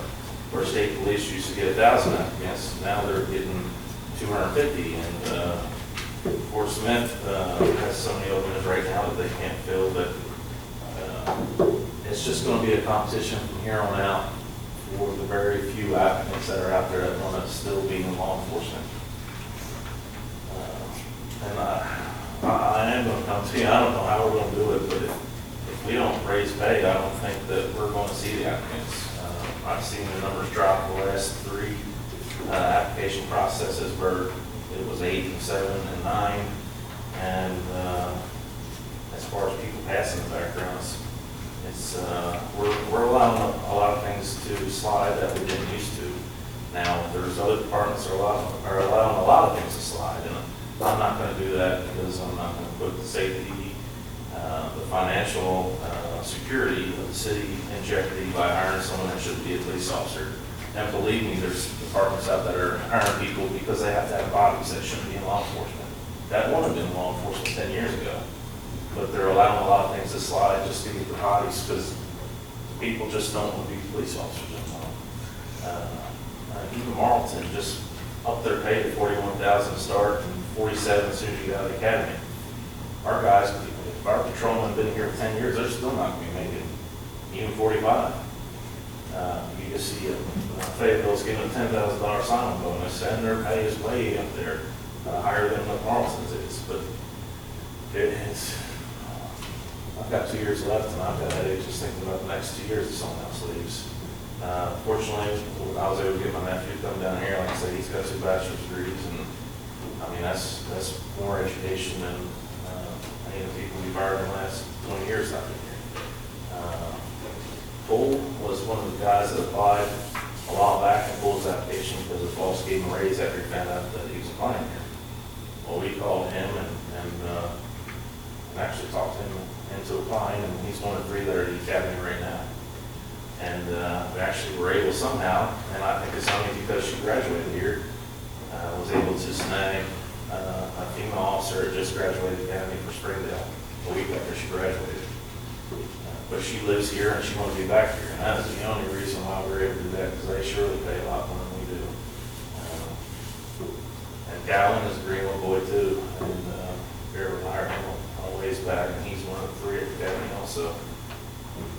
But these background investigations, I talked to the mayor, and I know that someone that applied for the street department, he was talking about how they did interviews over the phone. And that's just not something we can do and take the risk that say, I know this is far-fetched, but say we didn't go up there, we just call his references, which he's only going to put down references that he wants us to talk to. Say we go up there and they get glowing references and we hire him. Had we went up there and talked to the other neighbor, he would have told us that he has a KK party every Friday night. If you went up there, you would have known that he's a racist. And that, I mean, there's jobs that you can probably hire over the phone, but police officers not one of them. Everything that happens in the country, it's scary that, especially all of us go home and lay our heads down at night knowing that they've got the power to take away people's freedom and their liberties. And if they mess up, then all our names are going to be on a lawsuit. And I've been on some lawsuits, and we won because we've done the right thing. We've got the right officers. But we've got to do these backgrounds. And in the past, we had a separate line item that was lodging and food. And some years ago, when we were combining line items, we combined all the training, food, and lodging all into one line item. So Tom was able to create the new line item for backgrounds. And like I said, I will do everything to find people from this area. But there may be times that we have to travel outside and do these backgrounds. And that's why there's a creation of the background investigation. Like I said in the past, we didn't have to go outside this area. But with the small amount of applicants we're getting, it may be something that happens more often. And shouldn't there be, Chief, I mean, I'm not saying anything is done wrong, I just, seems like there's and maybe this doesn't, I'm missing it, but, you gotta travel to Little Rock to interview somebody, that's one thing. Traveling to Alaska to interview somebody, that's a different thing, you know what I mean? Shouldn't there be some cap of how much we're gonna spend without somebody else knowing about that? You know what I mean? Like a second level of approval or whatever, you know what I'm saying? You're going to pay a flight and a hotel. If you have to get on an airplane to go interview somebody, probably warrants some second level. And, you know, I don't know, maybe do that. Like, you don't get that. You know, if that's what you got to do, get the job, then no problem. That's my only concern there too. I think, I agree with what you're saying, Chief, that you certainly need to do a personal investigation, you know, to get the total picture of the candidate there and stuff. But I'm just thinking that if it's going outside of something that I think is a reasonable, you know, like saying, you know, within a 4 or 5 hour drive or something like that, you know, then I think it should be, you know, the mayor, you know, to also approve of that, you know, when it kind of goes above and beyond I guess, I don't know, a normal travel. I would hope, and that's not something our other chiefs have to do, I would hope that he and you would have faith in me to make those types of decisions. I think it's as petty as that, and if you put a dollar amount, I'm not looking to spend, I mean, I don't know what your dollar amount could be to need approval, but I mean, I think. Well, I mean, this over here on this second page, you get into reimbursement when city vehicles are not available or circumstances prevent use of city vehicles. City Greenwood financial policy 003, I don't know what that is, I don't know what that says. That's what made me think about that. I mean, if it's further than you can drive a city vehicle. Well, I think it's gonna be tough to put it, yeah, I mean, I think if I'm the one to sign off, I think it's gonna be tough to put up a limit or to say if it's 500 miles or 5,000, I mean, you can drive a car anywhere. I mean, if you think about it. But I would, in my opinion, that's all it is, I guess, is that he. That'd be your discretion. Right, I mean, we have to have this discussion, he has to, I mean, I would expect that he would come to me, as any director would, and say, here are the circumstances. One, the guy in California is looking like the ace, and the guy 10 miles down the road is not. Do you okay me to go out there and check him out? I mean, I don't know. If you put a dollar on it or a mileage, But that's not what it's saying. It's saying it's just only going to be at the sole discretion of the chief of police, or it's not saying anywhere in there that he does confer with you. Also for investigations, that, I mean, do I come and tell him that, hey, someone shot somebody and they're in jail in California? No, I'm just saying that when it is something like, you know, because I'm just thinking, what if it's, you know, every candidate, you know, well, he's going to New York, he's going to Florida, he's going to Texas, you know.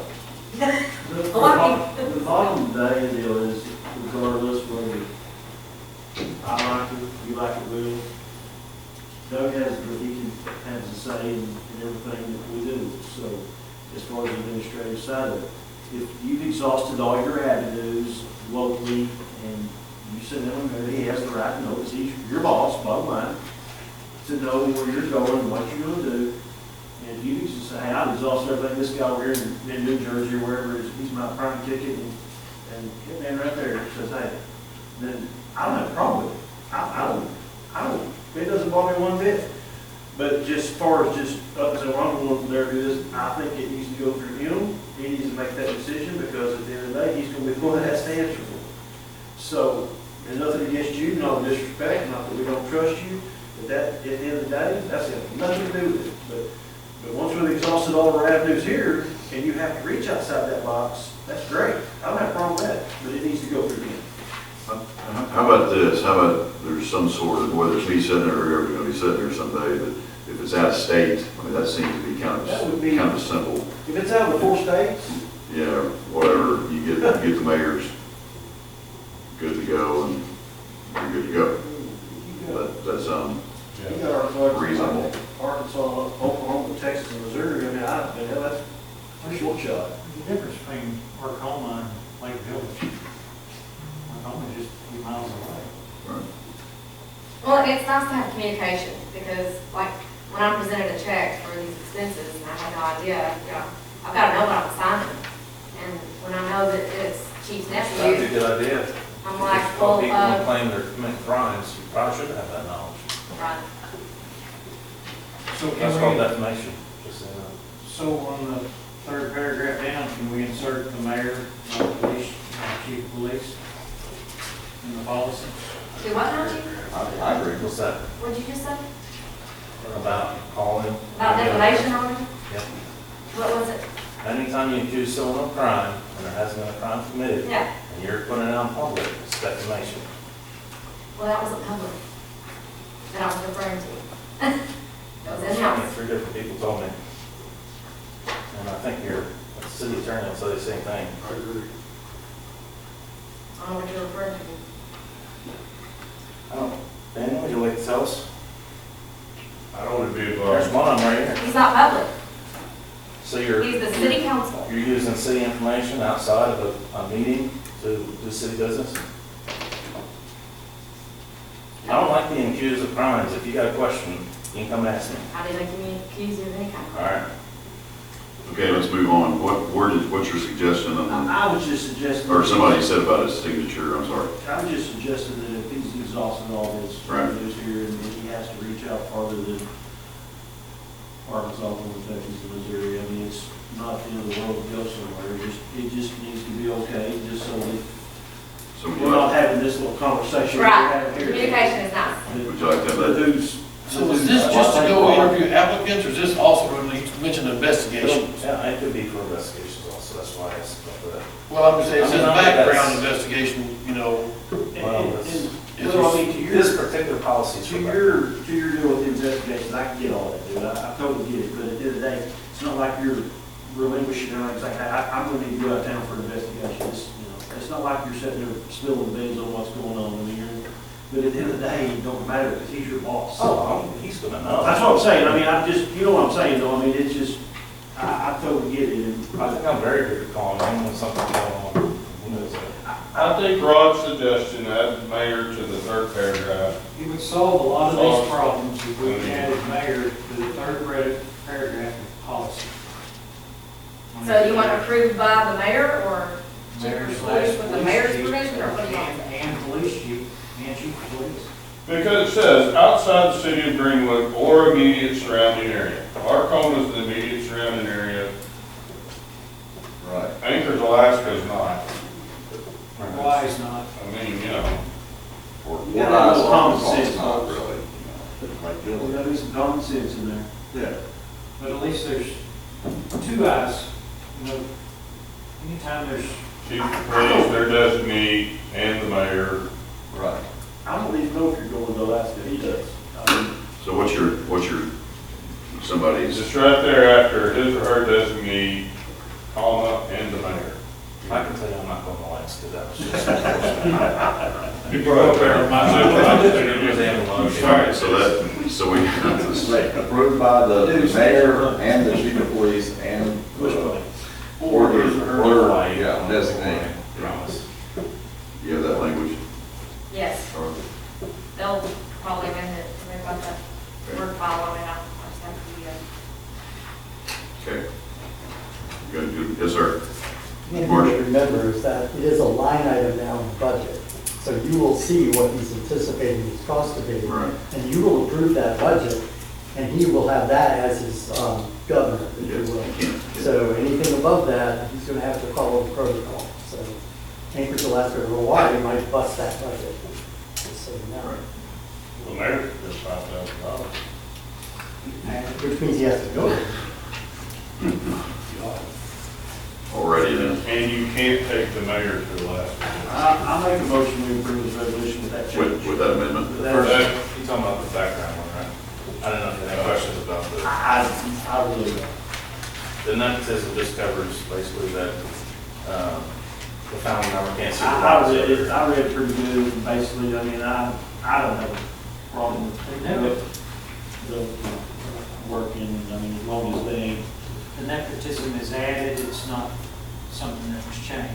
No, we've never had. They didn't have a policy. Nepotism policy. The only thing I would say about that, Will, the very last sentence, you give all of this stuff about what it is and what it might be, and what will happen, in the very last sentence, any failure to report relationships required by the policy constitute misconduct, may subject an employee to disciplinary action. It kind of ends with something minor might not happen. I'd go with, will subject you to discipline. You know, that's not a big deal. I was thinking shall. The shall's a pretty strong. Shall. Pretty strong. That should be. It shall constitute misconduct, but Oh, you're we told shall is a pretty they may be disciplinary. I mean, just because it constitutes misconduct, we don't do it. Shall work that. So you want shall constitute misconduct and shall Yes. be subject, shall, you know what I mean? And will subject an employee. Okay. Well, that doesn't give any wiggle room if somebody maybe forgets.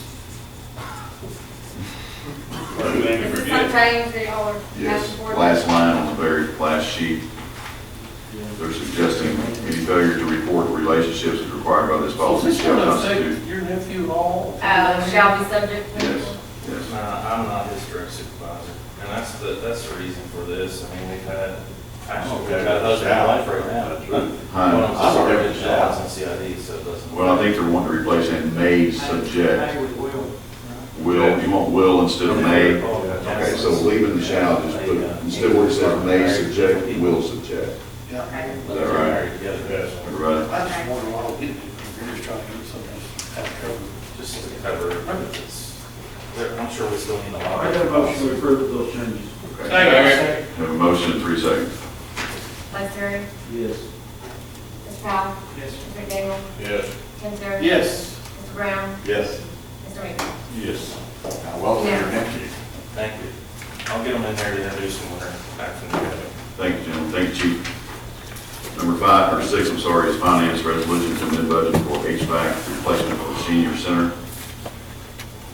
I'll expound a little bit on it. We've gotten several, when I say we, Danielle has gotten several calls from Ms. Lisa over at the senior center in the last 2 weeks, give or take. Actually, we've had many calls over many weeks about the air conditioning unit. Different areas. More than one over there, as you can imagine, in that old building.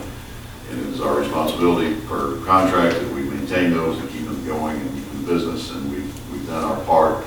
The one that controls the air in the kitchen is out, isn't done. And we've had two or three. We have 3 different quotes. 3 different just quotes. 2 different companies. Yeah, one company kind of wanted to put it's a 10-ton unit. They wanted to sell us a 4.5 ton compressor to put in a 10-ton unit. Somebody else said, that's not a good idea, it won't work. And then so we got a quote on a new unit. I said, if we're gonna spend that kind of money for a compressor that probably won't hold up, let's see what a new unit costs. And you're looking at the cost, the cheapest of the 2 quotes on the full unit, right? Of the $9,000 and some odd dollars and for a brand We new. had quotes for 4, 7, and 9, I believe. Right. So, That's good. Nice. yeah. It So, was a $1,300 difference on fixing and then buying a whole new unit. correct, that's the key there. Yeah. Fixing for $1,300 more you buy one unit. My favorite thing. I'm sure that word, but I mean, halfway good. Right. Well, you have to lick your cat. So I witnessed this personally. I went over there and looked and felt, and as you can imagine, it's a kitchen, it's hot to begin with, and these things work overtime to keep the kitchen cool, so they're working in horrible conditions. At the risk of sounding like amateur comedy hour, have we approached Farmers Bank lately this? Yes. We're contractually obligated. And they remind us of our contract. But I will bring up something on this. Yes, sir. We are right now budgeted for $15,000 for utilities, that's our contract with them, and we're budgeted for $10,000 for maintenance and repairs. This expenditure of $9,000 will put us over that budget, not significantly, but any other expenses that come in would force them to come to you now for any additional. This was just a large capital item that we felt we needed to bring to your attention. I will tell you that you're looking at potential, that'll be the next item that we'll be talking about, is that we only entered into a 3-year contract with them because we had the possibility that we were going to build or move out of that building into our own senior center that is owned, the asset is owned by the city. So you're gonna put a $9,000 unit in there that eventually a year from now, that building may not even exist. So I'm not sure if $9,000 for something that maybe 3 to 5 years, what's gonna get you 3 to 5 years? Versus brand new versus something that you could repair, even if it's less, and give some cushion in that account. Well, and I said, kind of jokingly, but not jokingly this morning in the director's meeting that I was gonna call Stanhope, who all know Stanhope, and say, we're gonna put $9,000 to $10,000 a unit in this building, and then in a year, because I think that contract's a year and a half away from being non-existent, is that we get to take that thing with us. You know, typically, I think when you put something, attach something to a building that doesn't belong to you, it now belongs to whoever that building is. But I'm gonna get his thoughts and hopefully there's some sort of signature to say, surely if we can, I'm sure we can take it down and use it in a new building. And that is my plan as tomorrow. I mean, If he pay half if we put his logo on. It depends on how far you can see it. If it's up on top where you can't see it, probably not. Can we get a compressor shaped like a barn? Maybe, yeah, silo. In January of 2019, we put a heating unit, actually a furnace, in that building for $5,700, Yeah. brand new. Which will seg me into the next topic here in a minute. And then there's some leaky roofs. I mean, to what you say though, I mean, I see the next deal is to purchase land for that. I mean, what? I mean, because it goes hand in hand, so we might as well just talk about it. What's the time frame of the thought process of building it? So, here's my plan. As crazy as it may seem. 6/7, You just roll your eyes. I've already talked to Hunter and Sonny, and here's what we're gonna do. I have a volunteer. Just put a drill house. Yes. How did you know? 135 Governor Basketball Street will be the new senior citizen center. It's perfect because I was there. This may go nowhere, but I've got a few folks here in the room that I'll check the temperature, I suppose. I'm gonna have some free pizza, and I'm gonna invite every contractor within hearing of my voice, phone, email, Facebook, that has any interest in this city, in this community. Contractor being full contractors, floor guys, garage door guys, floor guys.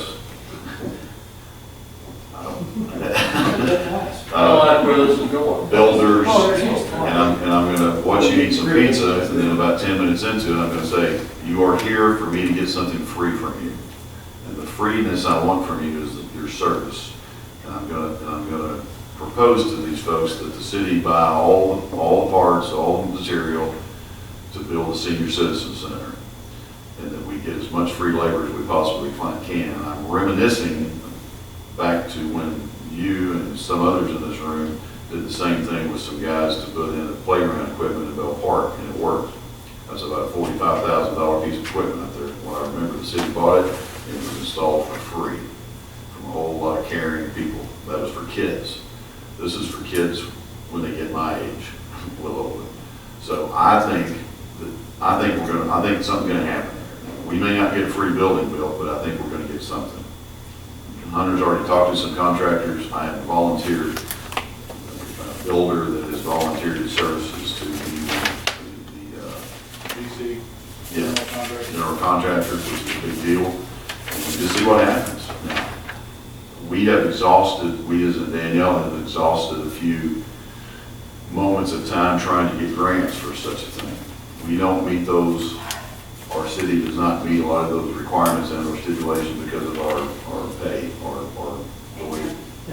Thank you, that. So we don't qualify much for that, but we're going to try. And I'm going to reach out to anybody I can and see what we can do. What we have found out through Hvac, that if we own property to build such a building on, there's some help there, but you got to own property. So this next discussion is not about a specific piece of property, although I have talked to some folks about some very specific pieces of property, but I'm not at liberty to discuss it yet. They're interested in selling, not giving, although I haven't looked them in the eye and said that either. Why they won, and you look the other way. lot, for instance, I'll just give you some examples. There's a piece of property, a lot directly behind PD, right beside, it's on Wayland Parker Drive and Old Haggard Road. It's sloped. I had spoken to Michael Lejean about that a couple of years ago, and he was kind of excited about it. Unfortunately, we never got to sit down and draw anything out. It is this, so it's not a flat piece of property. Last thing we want to do is build a building that's got 16 sets of stairs going up and out for senior adults. But you can do wonders with a bulldozer, which we have. You know, the county, I think, I approached Judge Hudson on this project, but I'm going to see what he thinks about chipping in and helping us with it. I just think we could get something done at a reasonable cost to the city. There's other pieces of property around that's available. I think a couple of acres is what we need to make it. You know, we don't have to duplicate and don't want to duplicate the old Farmers Bank building. It serves them well, but there's a lot of wasted space because it was a bank. So I'm going to travel to Mulberry to look at what they built about 4 years ago. They were able to get a grant because it's Mulberry. But, you know, go look at some places, sit down with MAHG again and see what they can come up with and bring you guys back some thoughts. And I want to have that available to show developers to builders. I don't want to just say, hey, tell me what you want to do because you're going to have 18 billion ideas. So we got to know what we're talking about. We got to know how many citizens are going to utilize this facility, the commercial kitchen. I mean, this. I'm thinking this thing's $1.5 million. I don't know, really, $2 million. I don't know what it's going to cost if you bought one out and paid somebody to do it. So that's my plan. It may be lofty, but that's what I'm going to try first. Yes, sir. The pros to owning the asset versus. That's what he's there for, yes. Right. The pros is the fact that we're already paying, well, the lease that we have, which is free, $1 per year, says that we're to keep the property in good condition, pay all, which is routine maintenance and repair, pay all, maintain a policy of insurance, pay all personal and real property taxes for the property, provide building and liability coverage. Just now, our insurance just for the property is $5,600 a year. That's the building and the deductible policy that went into effect this year. We're looking at $15,000 budgeted for utilities. It's running between 15 and 18, and that's on a non-energy efficient building. We also have a restricted use clause in the lease that we have, which means it can only be used, that Betty Wilkinson's senior center, for a senior center. But if we own the asset, it can be used for whatever, when it's not being used as a senior center, for whatever purpose the city has. So there's a lot more pros than there is cons to actually owning the asset instead of putting money into a piece of property we don't even own and heavy money into it. Let alone the fact that if we had to replace that roof, which there's leaks in that roof that they're living with right now, it could be a huge cost to the city. Plus, you own the asset, so if you ever decided that you don't have a senior center anymore, that property is valuable. You can still sell it or use it for other city purposes. Utilities, you mentioned utilities too, and I think about what you just said, solar, we are now getting ready to cut the ribbon on our first solar array out at the sewer plant, behind the sewer plant, to the first property we bought. But we're going to turn that thing on here in October. That would be, whatever we build it would be a city facility, therefore, in that solar array process or that connection to. Thomas, you were reading something there, you said routine maintenance and repair. I think that you were rattling off is there something else that's mentions air conditioning unit? That's not routine. Right, and normally we could go back to them, but they weren't amenable to that. The original, if you know, contract said, we put that language in there vague on purpose when we wrote this contract for them to sign. But our intent was to try to get out of buying roofs and air conditioning. Exactly. However, you know, that's a negotiable thing with them. $9,000 is still within their budget.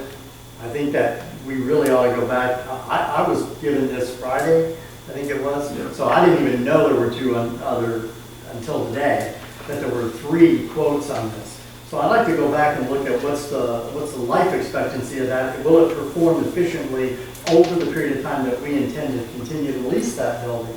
And then do this smart so that when we do get rid of the building, we're not we're not putting a Cadillac in there when they could use a Corolla and still get by with the need, serving the need. If we're able to take it off the top, I don't see any problem. Why? Because they're gonna level the building. We thought this would take. Yeah, those are your original questions, so. And so, to what Tom's saying, and I get that, but, I mean, we don't wanna go spend 4,000 and then 6 months later we're spending 4,000. Yeah, that's why Well, that's what we that's do why now. we presented that. But, I mean, I've never seen a compressor replaced that lasted longer than a year. And so what we did, what we based that on was the air vac, or the HVAC folks. That's, I mean, I'm not an HVAC guy, obviously, but that's what we based that on. And I'm serious about it not staying with, if they demolished, I don't think for a second, let me make this public, that I don't believe for a second that Farmers Bank is going to, in a year and a half or however long we have on that contract, I don't think the plan is to go, it doesn't matter what you guys are doing now, we're done, and shut down the senior citizen center. Now, I haven't been told that, but I just don't feel that that's. We have to go to at least a year to year. Yeah, so to answer your question, if they're not interested in renewing our contract in a year and a half, give or take, we are out of that building. And so my plan is to get some stuff stirred up here pretty quick and either buy land and start doing something. That's a great plan to get that stuff donated, but the thing about it is, for people to donate stuff, it's gonna take longer. Oh, sure, I understand. You, just because I mean, they may sit in this room and say, hey, I don't know, put the whole floor down for you to save, because that's what we do, or whatever. I know that has to be scheduled. You can't drop what you're doing and do it. So I'm just saying, the process. Sure, and the engineer, I mean, you gotta have design, you gotta have that, so. I'll volunteer all the way to for the tile. Okay, that's all. You pay all the volunteers, all your materials. So, if we had just signed that 3-year contract, I'd feel pretty comfortable that we could probably get something done, year and a half.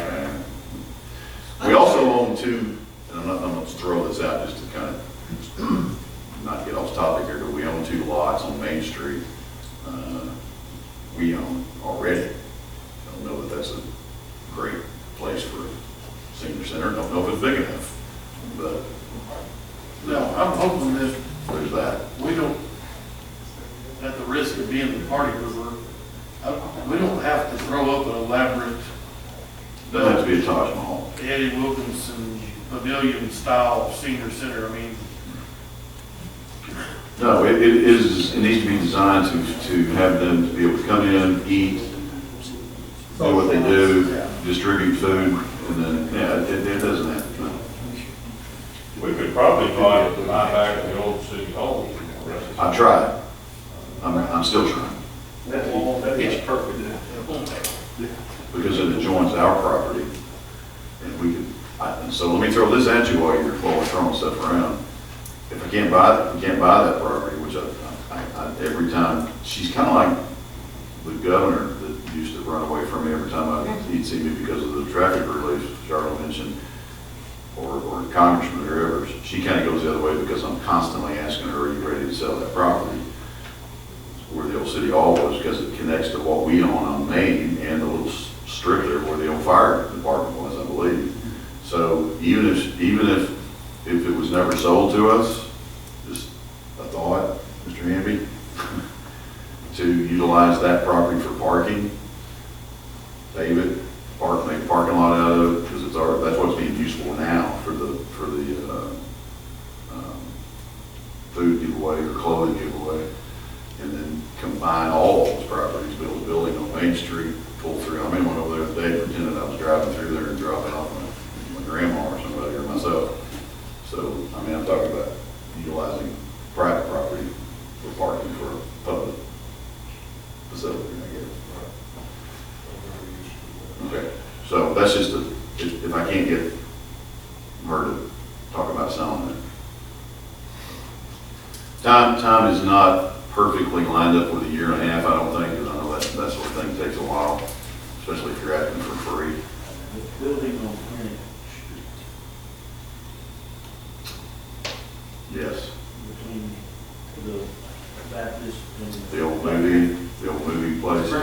building, I mean, he could, I mean, I'm just curious if that could be. You know, I don't think it's got the square footage. I've looked at it a little bit, but now that area I like, and Sonny and I have talked about even the back there, but the empty lot, the building is, maybe it would work, I don't know. I think it's small. You talk about a commercial kitchen, they're cramped. I mean, you gotta have something better than that. But that empty lot behind that building, nestled in there, I don't know who that is, but that's a, I think the Senior Citizen Center, the one over there that exists now, works well, but that, as we all know, that is a horrible place to get in and out of. And it's on the trail, which is good, but if it could be tucked away somewhere a little bit more, not so dangerous, I guess, for people to keep coming in and out of. But that's, I said that to the department head this morning, and a lot of ideas about different properties around town, so I think it's important to keep our ears open, but I'm sure developers will start going the other way when they see the acres now too, because they'll start asking for free sales. So we want to go back and look at doing something different on the. I can find out. You can improve this.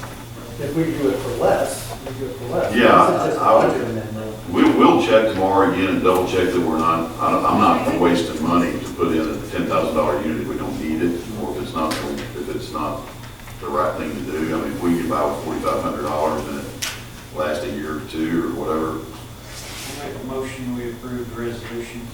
A motion second, just hold on just a second. Yes, sir. We spoke with York Engineers. The smaller compressor that this other company suggested will not work. It has to be a 10-ton compressor for it to sufficiently cool that unit. Yeah, we kind of halfway thought that they were selling us something they might just have nowhere. I don't know that for sure. Yeah, on the first and the $4,000 one. Yeah. Yeah. So, Yeah, figure it out. Okay. Have a motion second. Liz, did you make the motion or Rod? Well, yeah, I second. All right. Now, wait a minute. Before we vote. This is a budget amendment, but we've got the 10-ton condenser, 2 5-ton cool, that's, all that's listed here. Do we need to get rid of any of that and just have a dollar value, or I looked at the right thing? It has a dollar value in there. Yeah, you're asking if it needs to be specific in case we change it? Is that what you're asking?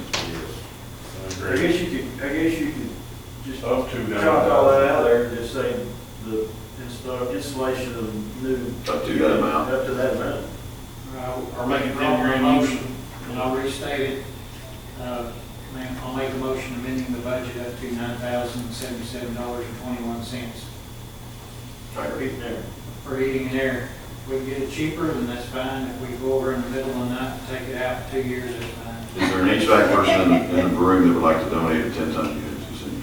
I'll start practicing right now. Right, absolutely. I'll second his new motion. Have a motion and a second with those amendments, Justin? Liz, Terry? Yes. Carl? Yes. Mr. McDaniel? Yes. Tim Terry? Yes. Mr. Brown? Yes. Yes. Thank you. Thank you very much. And that wraps up 7 also. It wasn't about buying a particular piece of property, as you know, it's just a discussion of looking at stuff.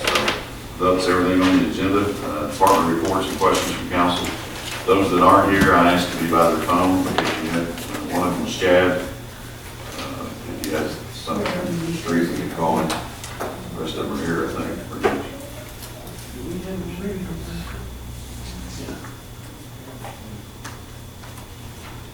I will tell you on that, on the street note, I had a meeting with Jeremy Shores again, and we're waiting on the engineer. And Chad and Sonny, I can't remember who else was in there, if anybody, but we sat and talked about the issue of Mount Harmony Road. It happens every time this year for some reason. There's a lot of traffic backs up, something about school starting. And so I brought Jeremy in to remind me where my last conversation with him left. We had budgeted $250,000 in this year's budget for engineering on that project, of widening that from It wasn't for just engineering. just engineering, it was just. It was what we anticipated the cost of whatever was going to take Right. place this year. Right. So I brought him in. Now, if you, I hope you remember, and I hope I gave those to you, because he actually gave me cost estimates, or I like to call them guesstimates, because he never actually engineered it. He just gave Where we us at? widening in front of your house, or I'm sorry, putting a turn lane from the light. There's a turn lane from the light up to the apartments. Our intentions are, our thought is to take that turn lane all the way up to East Point to get that traffic off the road and into the school, or just to have a turn lane instead of sitting in the road. And the preliminary, or the cost estimates like 2020 ranged from, these are different variations of adding the turn lane, starting all over, building a whole new, curb and gutter one side, curb and gutter both sides, sidewalk one side, sidewalk both sides, anywhere from $900,000 to $1.5 million in last year. So I had Jeremy come in and talk to me again about it, assuming that cost is going to be more expensive, and he said it would be, of course, but without actually engineering it, going through the process, he would not be able to give me real numbers, true numbers. So I gave him the green light to do just that, because we have that $250,000 budget. I said, sorry? $290,000. I said, engineer it for me. So that's where we are on that. I don't know how long it's going to take him to come back with real numbers. Yes, sir. Well, whether it needs to be done, I can tell you that my wife led the charge of this deal, and she went straight to the superintendent. And they have rerouted all the buses and everything. The traffic is not even close to what it has been. Matter of fact, it's almost non-existent now. It's amazing. I don't know why they never did that before. That's just in the afternoon, so the morning is still They've only rerouted in pickup, They only did the afternoon. which I'm not sure why, but I don't run the school over there, so. I don't know why either. That's a great question. I think in the afternoons too, I live off of Laurel Drive, and I always see lines of cars. I think it's getting a little better, because I think week one, they said that someone had to wait like 30 minutes or something. So I went up there and sat at the school myself, and it was only like 10 or 15 minutes. So What did they reroute? What did they do? They have approved, they have rerouted, so I know that. I don't know how it works. You used to pull into East Point Drive, I believe it's called, right? Whatever it's called. You go down and you would just follow, you'd go to the right around the parking lot. South side of the building. South side, and come on the front, what I call the front of the building, south side. And pick up your kid and you go out the same way, your child, sorry. You go out the same way. Now they have split it and they're allowing the pickup on both sides of the building. There's a cul-de-sac on the others, on the north side of the building too, just like there is on the front. So it used to be just for teachers. So now you're either red or green or orange, I don't remember which it is, but once it's the same one line of traffic going, well, no, it's not. It's actually two lines going in, and half of them go this way around the front, and the other half go around the back. They used to not, the buses used to stage there. They're staging the buses at the tornado shelter. So they moved all their buses down there and allowed that traffic. So in my mind, and I spoke to John Cecil myself and Stan Brown and said that hallelujah was good for you. I didn't say it's about time, but it took a while. So and I was hoping and praying that would start helping. I don't know how much it has, but certainly got to help some. I mean, it's however many cars. Yeah, it's however many cars that from your house around the school and back out. I mean, that's got to be 100 cars, give or take, or 75. So The problem was people start stacking up at like 1:45. Yes. And just sit there until 3 o'clock. Yes. It's amazing people have free time. I guess nobody worked. I don't have any idea. I had a plumber a couple weeks ago. He tried to get up to my house about 3 weeks ago. He sat and drive me for about 30 minutes. Yeah. I'm sitting there thinking, it's like, that's money being lost. Now, there's still people trying to pass some water plant up there, and emergency vehicles need to get back past. Oh, sure. And heaven forbid if an ambulance or emergency vehicle of any kind tries to get through. So that's what I was, and I hinted to both of those gentlemen. By the way, if the school district wants to throw a dime at this, it was like crickets, and I didn't expect them to. Right. But it's a city street. Yes, it's going to the school, but it is our street. So I found it funny that the Forest Hills folks were griping about people in their neighborhood blocking their driveways and picking up 4 kids. Yeah. I would like for them to come over my neighborhood and enjoy the festivities. Right, that was quite an interesting thing too. So we dealt with that the best we could. We talked to those folks. Chief and I went out, and I don't know where that is now. I've not gotten another call on that. But I just want you to know that I gave Jeremy, the Green Lights engineer, that project for us, just to see what it would really cost. I mean, it may come back $3 million. Engineer, put it out for bid, and then we'll know what the correct costs are. That's right. We can reject it all, or. Absolutely. And we can stop that anytime. I even told Jeremy, I said, listen, because we all know, it's beginning of school, people have kindergartners. The people that aren't familiar with it are really freaking out, if you will, because they're in it for the first time ever. The people that have gone up there now for a couple of years are kind of used to it, and they adjust their time. My wife taught out there for 100 years. Okay, not quite, because she's not that old. But she timed it knowing when to go and come out. So not everybody has that luxury, if you will. So I told Jeremy, I said, once that settles down, first 2-3 weeks of school, plus just common sense, and all the stress that everybody lives with these days, once that all, if it calms down, and we don't feel like we need to spend $1 million, I'll call you off. And he said, obviously, we'll just charge you for what we've done to that point. So Continue to be a problem. I think it will. I mean, I don't expect it to go away completely. And if I'm not sure where you live, sir. But I live up there off the Laurel, so it's just like right. Okay. It's kind of right on the other side. You know? Yeah. I don't deal with it too much, but I mean, if I try to work my time around it and stuff. But and if Greenwood grows too, you know, like the other thing you're talking about, or maybe an issue later down the road. Or you know, there's a part of me that I'm giving a green light to an engineer to go spend $200,000. If you have to engineer this thing, and yet we have roads that are 10 foot wide in other places in town. I mean, they don't attract this kind of traffic, but we have huge issues everywhere else. You kind of feel guilty for it, but yet it's an issue. We got to fix it somehow or address it somehow. So. Well, it's just a shame that it's not our issue. And I personally thank John for what. Yeah. Now, I didn't know it was an issue in the mornings. I'm usually going to work with him, but. I think it's the same. I'm not sure. I didn't been able to ask him, and I probably will at some point.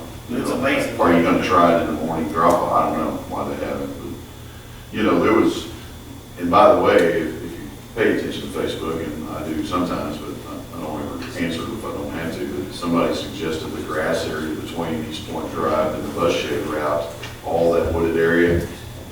They drew a zigzag in there, so well, that'd be great for cars to get. Well, the school does not own that. Right. And I didn't know it until just recently. They own, once you get into East Point, they own that hillside, which I have slightly suggested to Mr. Stan, Mr. Brown, that maybe we could assist you, us, the county, come up there and do a zigzag for you on that to get 100 more cars off of it before we spend $1 million. Right. So there's a lot of things that could happen if everybody puts their heads together. Why don't we spend so much on engineering, we're just talking about that we just need to hire. Tried to hire Jeremy the other day. Well, there's a lady living in town. I tried to hire her too. So, what do you think about it? I mean, we approved tonight for just all the engineering that we spend money on. I mean, somebody's not paying a pretty decent salary that are beck and call. I mean, I don't know. I mean, there's always questions I about. thought Danielle was an engineer when I hired her for that. Hilarious. She's everything but. No, I totally agree with it. Look at that sometime and see where catch somebody right out of school or something. I don't know. I guess they have to be right out of school and think about all this. Well, sure. You can latch on to, sure. I don't know. I'm far out engineering. Anyway, that little quick update, they turned out very quick, I'm sorry. Any questions for the department? Speaking of streets, what about the street at the Oak subdivision? Did it get fixed? I want to say yes. I don't know that I went back out there. You talking about on the back side, the very back? Wherever the sinkhole Yeah, was or whatever. We probably. There was going to have to be some major reconstruction. You know, they cut out everything that was bad and replaced it. We've done that there. We've done it. Picton Loop was almost as bad. An area over there. There's been probably four or five of those things. We think it's good for a while. We like to think. Yeah, these are all new streets. Yeah. newest that we have. That goes back to where some of the engineering we get is not good engineering. Right. So there's, that cost is there, there's still a cost, I mean, we're just hanging out over time. At some point, we really need to look at fixing that with an in-house engineer. I would agree. Did we pave the road, the boat ramp area, or did somebody else pay that? County paid that for us. Jamie, if you want to, he's asking about the boat ramp, parking lots, county paid that for us. Yes, yes, we paid on it. Was there like a limited, We paid for the material, We did. sorry. we didn't pay for the whole thing, I mean, We didn't pay no labor. Oh, you talking about that? I don't know what happened. I don't know. We're Would you not like to sure address that? exactly, huh? we're not exactly sure why that didn't The happen. reason I say that, I was avoiding the traffic from my house, and I go all the way around down to Clark's Chapel, and I come back up LaFleur, and I come back with Right. Richardville. Here I come down Mount Harmony, I'm thinking, Why is what that? is going on? Why am I not paying? I think it was like hard to look at gift horse.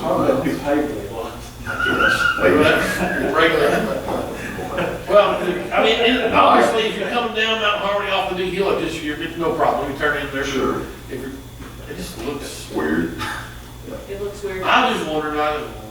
Good news is we didn't pay for it looks beautiful down there by the lake. Yes, it does. Well, we pay for the materials, I wondered, did we not pay for all? Enough of it. Yeah. Yeah, it's Who measured It it? was under budget, so I mean, we could It was have, under budget? yeah. Yeah, right. Was it- If you see Jim around, ask him. Jim? Carter. Oh, Not to Yeah, throw him please do. Not to throw him under the bus or anything. Yes, ask him. Please ask him. He might say, well, that'd be the last time we come back. Anything else, gentlemen? What about our easement? Yes, sir. Mr. Boyd? I would like to speak one more time because I'm sure it's going to get back to the sewer department, and I said they don't do nothing. They do work hard. I didn't hear you say that. And what I was saying is they don't have to tap. The water department literally has to come out and tap the water, and they have to put the meter in. But as the developers, we weren't asking for that request. As the builders, we were asking that request on the sewer fee. And, yeah, to a builder, $500 is a lot of money. And that's the reason we were requesting. As we're gonna put sewer line in regardless, but I thank y'all for at least considering it and not turning it down flat. No, I mean, we'll take a rebate. We'll take anything that you guys want to help us with, because we feel like we're helping the growth of Greenwood. And I didn't mean what I said about sewer department. Thank you, sir. So can I just point out to y'all that the interest in this development, the folks in Fort Smith called me and asked me to get them copies of the plans as they're talking to the folks coming into place. So it can be significant. Yeah, the quote from Mr. Tim Allen to me was when they took him up in two Black Hawk helicopters and said, what are you looking for? Where do you want to live? What kind of community do you want to live in? And they were pointing down and said like that. And he called it, picket fence. You know, in Singapore, it's all stacked on top of each other. And they want the American dream. That's what they want. So that's what he was talking about. And Tim mentioned Mr. Lloyd's subdivision to me too. So somebody had something. Speaking of the American Dream, sidewalks down, down 10th Street. Okay, so Look at Bass Street. now that I'm gone, I'm going to pursue that for you. It'll be easier now. So, as you know, I think we're 3 short. 4. 3 we believe are ready to be. They're on some attorney's desk. And everybody's putting their stamp of it. I'm talking about with these companies, and nobody's disagreeing with it, right? Go ahead. No. So we believe that those are coming very soon, right? Can I talk since I talked to them all? Yes, you may. You're like, they're on their nose. Okay, so. Yeah, because we already heard that. I know. Yeah. You want to the real story? Come to the Come to the microphone. microphone. Danielle Smith, 1907 East Center. Okay, so, the Morlock one, not interested. Sent certified mail. Well, see, I wasn't there yet. Go ahead. Well, you were saying they're all on attorney's desk sitting there. Oh, That's that the one. case. Okay, that, I sent him a certified mail with an offer. Good night, folks. They never picked it up. It came back. So we haven't heard from them. Let's see, Taco Bell, it has now been transferred over to their legal team. So now we wait for another group to look at it. And I will let you know that at least every 2 to 3 days, I am calling or emailing each company.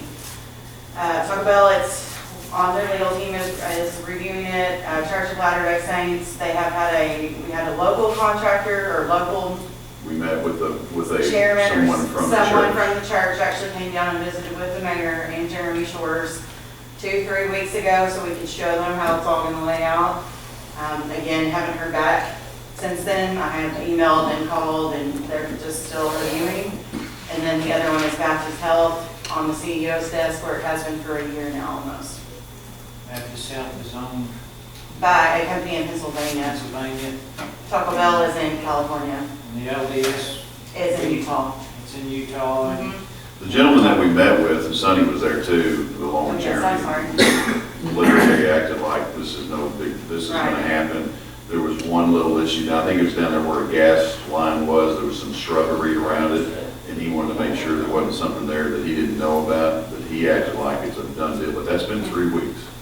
So he acted like as soon as he got, and we can check with Jeremy on him probably, but So we filed an eminent domain on the Morlock? we have not, and that's what I'm gonna ask of Mr. Hamby tonight. And didn't you say that they would pick up the? Morlock, they never picked up their certified letter Here, with an offer in it. so they don't pick up it, they don't pick it up. Remind me again of who that I have spoken to a couple Well, of. you've talked to the The mother- mother-in-law. the mother-in-law. Who lives here. The Morlocks are in Texas. She maintains, she is in charge of the rent house, okay? So she has gone down to visit the Hvacs in Texas a couple of times and says to me, not quote, but pretty close, they don't care about the money, you can offer anything you want, they're not gonna do it. and this is the property right next to O'Reilly's. Yes. Rent, yes. So, we're not in jeopardy of losing money. Jeremy Shores assures us every time I ask him that we're okay, he stays in contact with the RDOT. He does he also does like a quarterly report. Right. Maybe even close to a monthly report that RDOT submits to him to complete. And every time he does those, he sends them back to me, so that way I know. We haven't started, Andy's been sending them in for a lot of months. Well, and they just recently, I have- RDOT themselves came up with that guideline. One, because of, I believe, Ms. Briley's situation with McClellan stirred a pot of, we don't know what's going on here, not her fault. McClellan, remember that fiasco, $126,000, it took us almost a year and a half to get back? I don't remember that. Well, I'm currently on a year. It's but on I'm- the promenade, phase 2 of the promenade. Okay. And that was an RDOT, that was money from RDOT. So RDOT said, okay, from now on, we're doing this. We're gonna start checking it.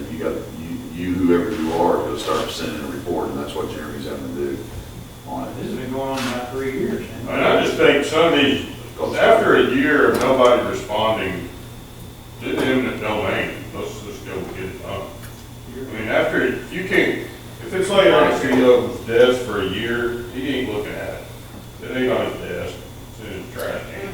We've discussed this, and we have to bite the bullet, is you're gonna have to pay an appraiser to come out there and appraise it, and then you're gonna have to post double whatever the appraised value is in the clerk's office. And we could discuss that, and we could try to determine if we could, instead of paying, I think the mayor had asked what would be $2,100. $2,500. Just for the appraisal, and we don't know what that amount's gonna come back. And so we're looking at possibly $5,000-$10,000. We're hoping to try to get some response. So I mean, it's a square footage, right? We don't, they will all these people a $2,500 check, and if they cash it, it's ours. Taco Bell has been in an agreement for an amount for the past 6 months, and we still don't have theirs. The Morlocks claim let me rephrase, not the Morlocks, but the mother-in-law of the Morlocks claimed it doesn't matter, he's a millionaire, he doesn't care, Okay. quote unquote. The highway department won't let us move on if we lack one property owner. No, has to be a complete, no. I don't have a problem with proceeding, I just want everybody to realize that it's gonna, we're gonna fuck out some change, do this. Now, there is one, and I'm not at liberty, but there is one slight possibility that might help us with this particular one, but I'm not holding my breath at all. So if you guys allow, I would say do what you're gonna do, I think. All right, so that's phase one. Of what particular one? I didn't think I followed that. Morlock property. So phase one goes from here to City Hall. He's not gonna do it. Where's phase one? Phase one goes from Dr. Singer's office on that side of the highway all the way to Golden Years, Okay. and then back, and if you want to come back on the other side of the highway from Waffle House to Bancorp South. And phase two is from Golden Years to Walmart. Correct. And we've got approval for phase two. We do. Granted, we have not pursued any easements. We have not pursued any easements, we've not pursued engineering. We have the first phase of engineering already. First phase of engineering done. And we also have phase three, more or less, first phase, which would be coming back to Bass Street. You don't want to work on any easements on phase two. I don't, I think they pretty much implied that we need to get phase yeah, one they're, done they first. is in, I mean, we could, I suppose, and RDOT's not gonna have anything to do with it, but they certainly want us to get phase one spent before we start turning some paperwork in, for sure. I just hate month after month after month that we're not moving. Nothing's You hate moving. it. Yeah, how do you think I feel? And I know it's killing y'all, I mean, it's just. Well, and people are doubting now, I mean, and again, it's Facebook, but the people literally doubt us, me, you, I guess, the city, that we're not building a sidewalk, we would have already done it. And when we say to people, If we could, there's an easement holding us up, if we could get Morlock, that side completed, would they let us complete that side? no. Baptist is on board yet, we're talking Oh, about. we don't have that. Phase one is both of those, what I just described to you, is phase one is from We gotta get Singer all out there, and we gotta do it all or nothing. Yeah, you were in Miracle last time. Yes, speaking You of. can't with him, I know him, he won't, he's not gonna do it. Yeah, that one we thought was the holdup, you fixed. And you had to answer the word of Miracle. There's, It wasn't gonna happen. there was a time they were talking about Bradley Oliver, that's the miracle. Correct. So Bradley Oliver wasn't gonna grant it, so we were gonna, the highway department said they could just build that part on their easement working from the This one's street. not possible. no. But Morlock's not possible. In fact, the Morlock property is the worst and the most expensive, because if you look, when you're in O'Reilly, O'Reilly's looking at ditch, it's the worst. Church of Latter-day Saints, we can build on the. Yeah, that one we could shrink to 4 foot We can. if we have to. So the money we spend trying to deal with the Morlocks cannot come out of the grant money, is that correct? No, I don't think so, no. So I That's don't that know for question. sure now, but I wouldn't imagine it. That's That's just- Kind of from our sidewalk fund. Well, I'm sure you're gonna sidewalk, I mean, it sounds like you make it more expensive than what we got now. $2,100 25. 25 was the survey. was the survey, And and then I turned around and asked, I went to Mike about it as he described, and I said, well, let's just offer that amount to Morlock. So the layer is the- I'm sorry, appraisal. It's already surveyed, appraisal. So when we put this in, for the scope of the project, we picked an area. Is that, how did they determine it was going from The road most traveled, Dr. Singer's, okay? that's where most of the foot traffic is. Yeah, you know, the first phase wanted to take in and take those people off the highway that we constantly see. I'm just wondering, could we not reduce the scope of it, just say highway department, forget it, we just want to go to O'Reilly's, because we got that? I think you could approach them, but my experience with RDOT, once they say you got money, and you come back and say, we don't want all that money, they're going like, okay, good luck next time. You're not getting the old folks off the road. Correct. That's what the whole purpose is. I think they require you to start the grant process over. Oh, yeah, you definitely. They can't just shave it. They say, No. okay, that one's gone, we'll start new. You know, because it's a year process of just applying. But like these, these corporations, you know, we know how they work. If you have a request, well, you and a million other people have a request. So they're all over there in the box. If you've got legal action, they got an attorney that's gonna answer legal action. Looking at the ARPA funds, would that not be, some of that being applied to that, for the legal? The what funds? I don't think. No, there's only ARPA 4 funds. criteria for ARPA, and that's not one of them. Just go put a blade in the dirt and see how quick Not they infrastructure. But what? Just go start cutting, put a blade in the dirt in front of Taco Bell, they'll be a guy, you know.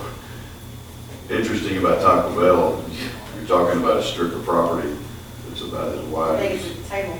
10 foot wide. Right. The sidewalk is, I mean, it's nothing there, it's just grass. And again, they're not saying no. Those other 3 aren't saying no, they're just saying, well, as soon as we get everybody signed, we'll get back to you. One of them is absolutely no. Tom? I want to clarify something on the sidewalk fund. Right now, there's $38,000 in there, so there's not a whole lot. It's funded by your $50 and your $100 from building permits. So in order to pay the 20% of this grant, we have to transfer money out of the street department's money into there. So there's a $150,000 transfer that's going to hit there in order to fund that, and it's coming directly from the street. Street has some challenges coming up in the future with the traffic relief program because Main Street has to be expanded all the way down to hit their new traffic relief project. So there's that plus all the roads that need to be done. They're stretched really thin, and that's an area we need to be looking at. Chad and I meet just about 2 or 3 times a week to go over some of his pre-preliminary budget stuff about what he should be presenting and how he should be presenting it. And it's a challenge. Just want to get ahead of that. So any little thing like paying off easements and things is going to impact this. Mayor, on that Taco Bell, is kind of one of those places where, you know, we've talked about over the months of this. You don't even need a sidewalk. You know, you walk. I mean, can we change our, you know, engineering that's? I keep telling you no, but I mean, I can ask those questions of RDOT, but once they approve and Bob touches it, you're gonna start over. You're gonna, if you come in and go, and I totally agree. I mean, what's the difference in walking 4 foot over here, getting on a sidewalk, than walking in the parking lot? But that's the whole point, is you're not walking in the parking lot, as much as you have to. I mean, there's a whole lot of driveways that will not be a sidewalk, but that's how you get from one little section to the next, so. It's the fact of having the easement, Correct. people are legally able to be there. Yeah. Well, we've treated these people very nicely up to a point, and we need to get serious about it. And when we have an attorney that contacts their attorney and they have to respond legally, then it gets their attention. You know, Fort Smith gets easements all the time. I've talked to a former judge up there, and they said that's no big deal. That Fort Smith does it all the time, and it's a quick and easy thing to do, but you got to do it. And we haven't done it. We have tried being nice to them. We've sent letters. We've talked to these people in California, but I guarantee you, if we file suit and they had to have an attorney show up in a courtroom setting, they would be signing those papers and getting them to us. I agree. It's been so long, I forgot. How much did we get in the grant? 260, no. It's been so long. Been a long time too, Rod, I'm sorry, I'd say 250. Yeah, it's good. I thought it was about $250,000. I think so. And then our match was about 264. And then our match was like 20%. 20%. 20%. Yeah. Yeah, 80/20. I think it was 3 years ago when we applied for this. And phase 2 has been approved for a year or more, year and a half. I'm for legal action. Got the free light it sounds like. All right. That's the break, so. I guess everything for that. Okay, we got a break, yeah, we'll get a Maybe break. it'll be a little more easy on the mayor on this. Do what? Maybe it'll be a little more easier on Facebook. No. You see, we're doing legal Maybe, action. maybe so. Somebody's gonna get hit, before we get this. No doubt. Absolutely. And we all know, just because we build sidewalks, nobody's forced to walk on it, but at least we've done our due diligence and put it there. I agree with Rob, somebody gonna get killed if we don't do something. Again, It's gonna Yeah, happen. again, Again, Tim's that's right, again. And I passed that on to at least two, I think Danielle did too. By the way, she can beat me on the phone if she has to. Don't be nice to these people. shouldn't be me off the phone. All right. Anything else, Council Forum? Sidewalk. That's true. So how much do we have? 30? In sidewalk fund, Yes, sir. $38,000. Okay. Would you like for me to spend that on some sidewalk? I'd like to see a sidewalk go somewhere. I'm back to the I'm passion. gonna go, can we move? Can I make it? We have Yeah, pieces, one way built. we have pieces of one of the bill. I'm gonna make a suggestion. Well, that was fixing to be my thing, copy stuff. We I was actually. wondering if we could pour that one out there, everybody's blind about, In front of not the picking post up office. moving somewhere. To connect everybody, that little road between the last sidewalk and No, the fire that department. would be a trail and you'd have to pay for that. Well, no, it's a sidewalk. That is not a trail. The trail doesn't start till you get behind City Hall. Now we're gonna argue. But if you think about that, it really does, I mean, there are ladies, there are gentlemen, there are bicyclers that have to just, it's not very far from where the sidewalk is. Where's, I have to call watch. Where are you talking You about? have to call us. The But sidewalk that, ends at the driveway at the post. Oh, the post office, at the yeah. post office, Yeah, we got to fill Parks. park, that's a street issue, we our got to parks. See you, Tom. we got to pipe that ditch.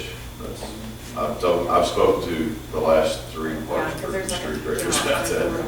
Just hadn't- But why can't you sidewalk it across that pretty little green, You gotta get an easement from green both space? sides. Old Hackett, there's always people walking down Old Hackett Why are in you the middle of the gonna get road. all these volunteers to go there? A senior citizen center, and you I can't can't get the get street department to Can't fix get the something street for 3 department. years. Well, I went through three of them, maybe I can get this guy. right in front of the street department? Exactly. I'm gonna do a video. Somebody else did, so. Thank you. What'd you ask me? I'm just, where I was kind of rolling, circling back, is what's her face always says, to this little debacle we had out here at Forest Hills. Yes, sir. Now, there's currently concrete on the ground up through a lot to some little bridge. Yep. And then there's concrete on the other side of that to the school. And the city laid ever do that concrete, do we know? We laid from the curve of the street to the Scout Bridge. Beyond the bridge, the school, that's their school property. The bridge is on a drainage easement coming down out of that subdivision that Street 54 built. I can't remember who the scout was, but Leave out town. that was during my time with parks. The sidewalk was, I'll say what I know and then. Then I'll complain. uh, You let us know what you know, then I'll. Okay. The sidewalk was built before the homes were built up there with an agreement with the developer that we can put it lies within a 35-foot drainage easement. It is not a pedestrian easement, it is not a pedestrian anything. It's a drainage easement on the property of said homeowner. That homeowner's been there about a year. He did not know he owned that sidewalk until he bought the house, and the stakes ended up on the other side of that, so next to the privacy fence and the house beside it. We don't have it. We do not have a pedestrian easement for that. Okay. So When was that built? the sidewalk, what was the date on the two? 2008, it was on the cash receipt. 2008 is when we paid for the concrete. We indeed paid for the concrete. That For fall Mr. within Flannery. Arkansas, that fall within Arkansas statute of prescriptive easement? Is it 7 years in Arkansas?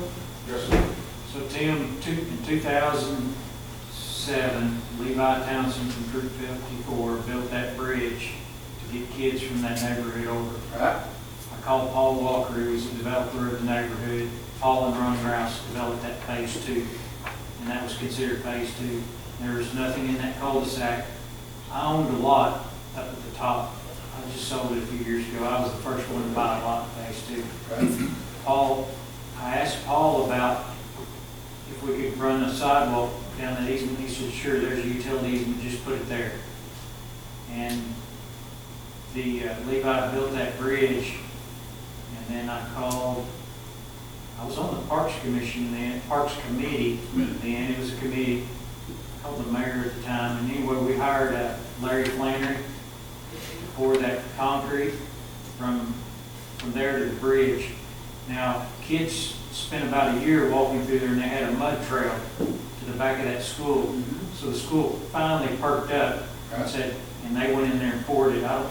It was about a year after the bridge was built, because it became a little highway of kids coming out of that neighborhood. But I guess since then, people kind of figured out that's a good way to kind of get up. I think the moral of the story. I think the moral of all this story is, you know, over time, it's proper planning that gets us, improper planning that gets us in these situations. All these neighborhoods should be connected. And kids should be able to move in and out.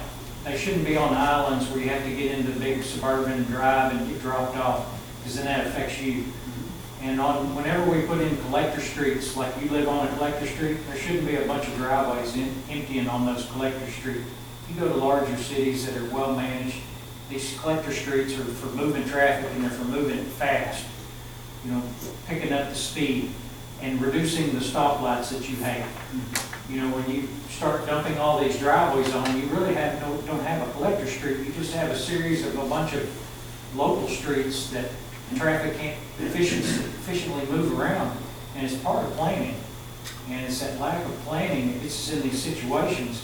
And then we also have caved, and we folded like a deck of cards when Daniel was here, when the school come in, when they were going to build all that stuff over there, and we said, you got to fix the street. I mean, you come in there and put a shopping mall in, but you got to deal with the street. You got to deal with that traffic. Well, we folded like a deck of cards when Kay Johnson walked in here and said, I'm not doing it. Let me address the issue of bad planning or lack of planning. We didn't have a written easement for that, and you had a great idea, Mr. Powell, to get kids in and out, but we didn't get an easement, so we failed. That's true. What we did do was give up. We vacated a 10-foot wide pedestrian easement back in 2007 or something, Gary Campbell's tenure. We vacated a pedestrian easement about 6 houses down the street from this drainage easement. Gave it up. I looked at that and I couldn't believe why we did that. I wasn't here, I don't know who was here, it doesn't matter, but we gave it back. To who? The property owners? I guess. Yep. There's an ordinance, signed, sealed, and Found it delivered. myself. Then I got to thinking, why would we do that? It doesn't matter. I mean, I'm sure people are going to, as soon as I leave office, they're going to go, what was he thinking? Why do we do that? I got to looking closer at that, and I thought, well, if that one's there, I went up 3 houses. We still own a 10-foot wide pedestrian easement into the school. We planned, somebody planned it, and it's there. So not everything is a lack of planning. It's a lack of recognizing what's on the plat and acknowledging it and using it. And immediately, it was kind of interesting when I found it in that room in there. I'm looking at it, and I walk out of here, and I'm talking to somebody else and said, well, we've got another one. We gave one up for some reason. We own another one. One was planned. The young lady whose property you lied with in works at that desk right out there. And she goes, well, that's my house. I said, well, guess what? And she goes, well, you know, I don't own it. My dad owns it. I said, 5 foot of this 10-foot utility, or not utility, not drainage, pedestrian easement is on your property. And she goes, I'm fine. My neighbor's not going to be fine. I don't know the gentleman, haven't met him yet, haven't talked to him. I said, well, and I wasn't trying to be smart with Miss Laura. I said, I'm not one to go start problems. I said, but he may be fine or not. We have a 10-foot easement.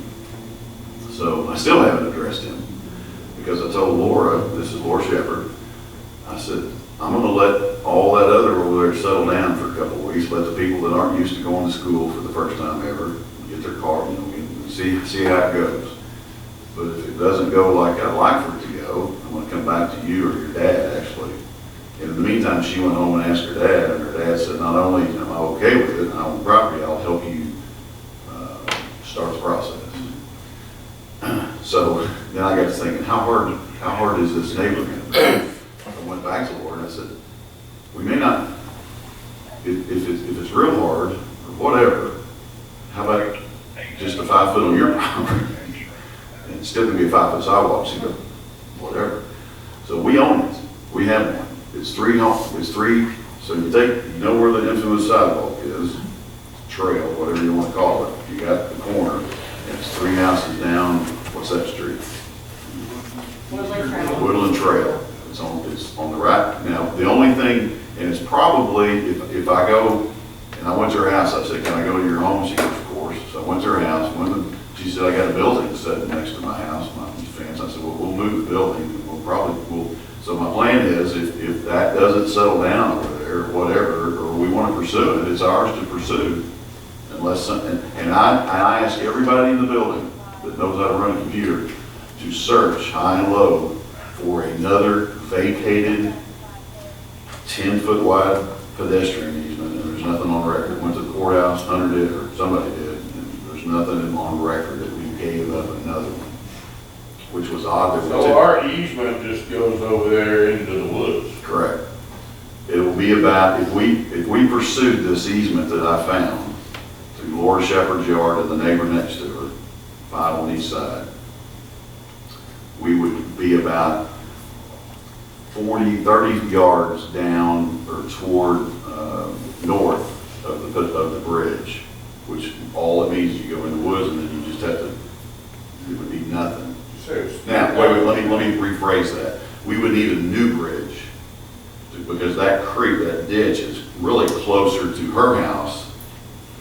I mean, it's still, because our house is back farther. So we would need another bridge to cross as soon as you get out of her yard, and then you'd be on school property and just have to sidewalk, if you will, up to east.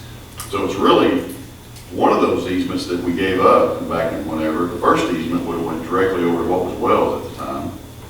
The other one that I'm talking about now would have been closer to East Point. Either way, you're in the neighborhood of the schools. So that still exists. We have all rights to do it, I guess.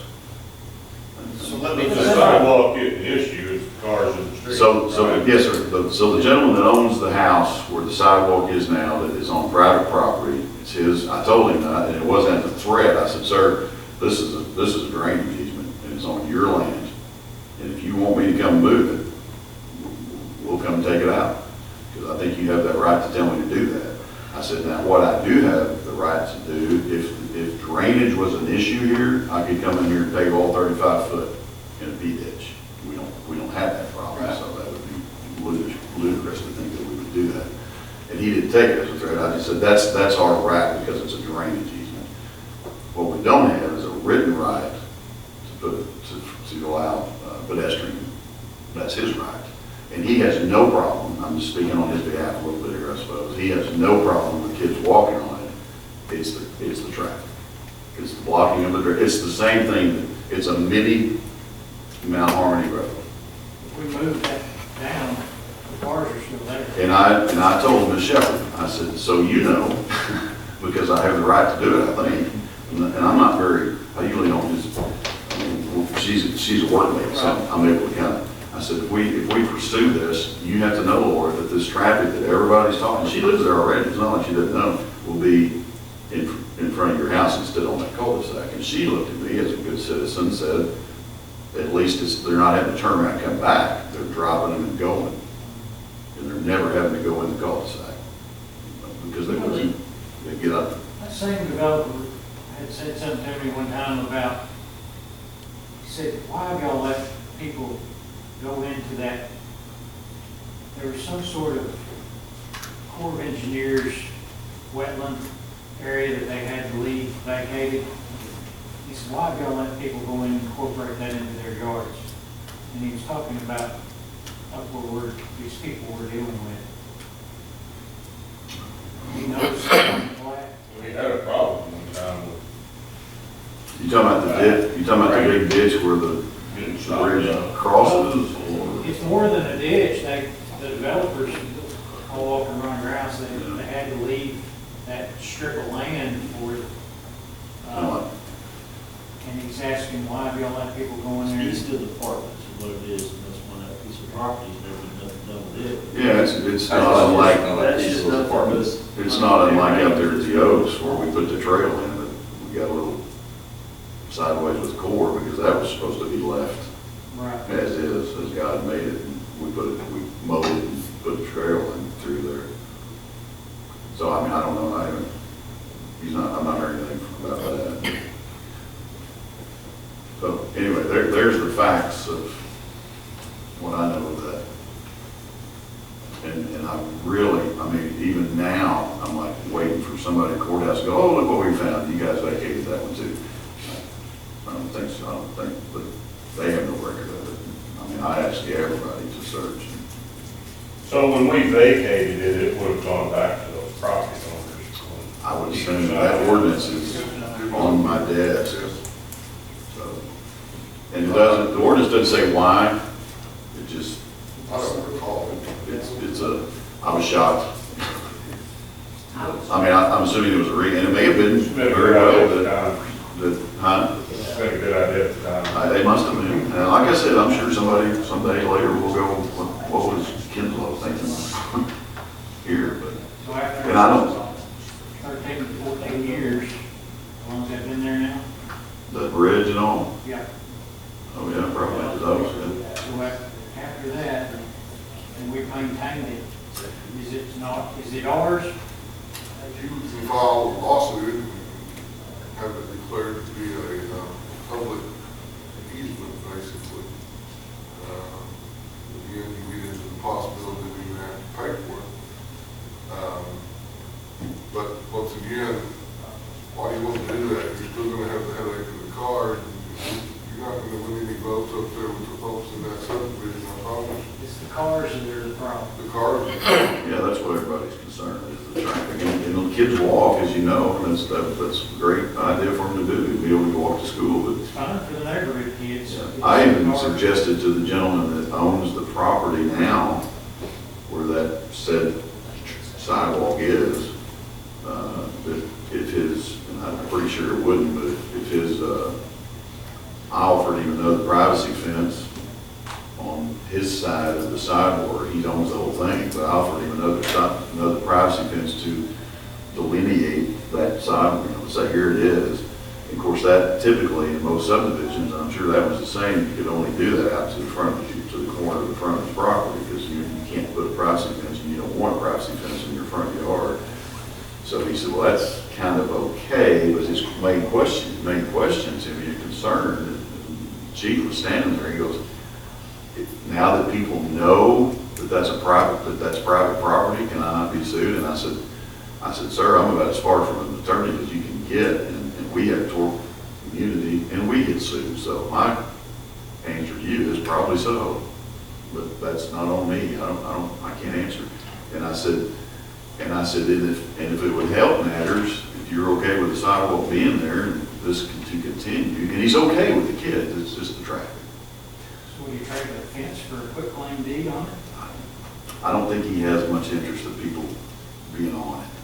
I suggested, as I did to Laura, that if the gentleman next to her, if we pursued that one and gave this one up as a public, the sidewalk still be there, but he's got no trespassing sign there, which he asked me if he could put it up. I said, it's your land. I guess you can. So, but I said to Laura, I said, if we move down here and put this thing where it's supposed to be, or where we have legal right for it to be, would you feel better, or how like it if we put a front yard fence, if you will, out from the corner out to the road, because kids are gonna walk through the yard. If they know that's the alleyway, they're not gonna go to the curb and then turn right and go, they're gonna cut. And that's what they're doing in his yard. He said that wasn't an issue to him, it was just the cars now. So, I don't know if they're, what's it called, the PO, or, what's that called? If the subdivision allows a front yard fence. HOA. We have an opportunity if we want to move down the road and put what belongs to us as an avenue into that school. Will the traffic still be there? Absolutely. They just won't have to go up the cul-de-sac. Are you still hanging out up there any in the room? I have to go back because I think they vacated for a while and seeing that we're not back and now it's starting to accumulate again. Well, I mean. And the idea, I'm sorry, to interrupt you, the idea of, you know, there was a sign that appeared on the property down the corner. Yeah, in our right of way, on private property that said private drive, private neighborhood, private this. Well, we all know that's not private. It's not gated. And if they wanted it gated, then they get to take care of all that. Nobody suggested that. That's not, we can't. I just didn't want us wasting our police force out there on the city street. I asked, you know, Will and I agreed that we went out there on Sunday afternoon, was it Saturday or Sunday, and stood and talked for an hour, and the gentleman came out, we talked some more, and Will suggested that he come back Monday morning just to monitor, because people, you know, tempers were kind of getting out there, and some people, and he was, to me, he was honest, and he's caring, and he said, he said, I'm probably going to be the bad guy, and he said, but, you know, it's scary. He was telling me it was scary for him to think that he could be sued if something happened to somebody on private property.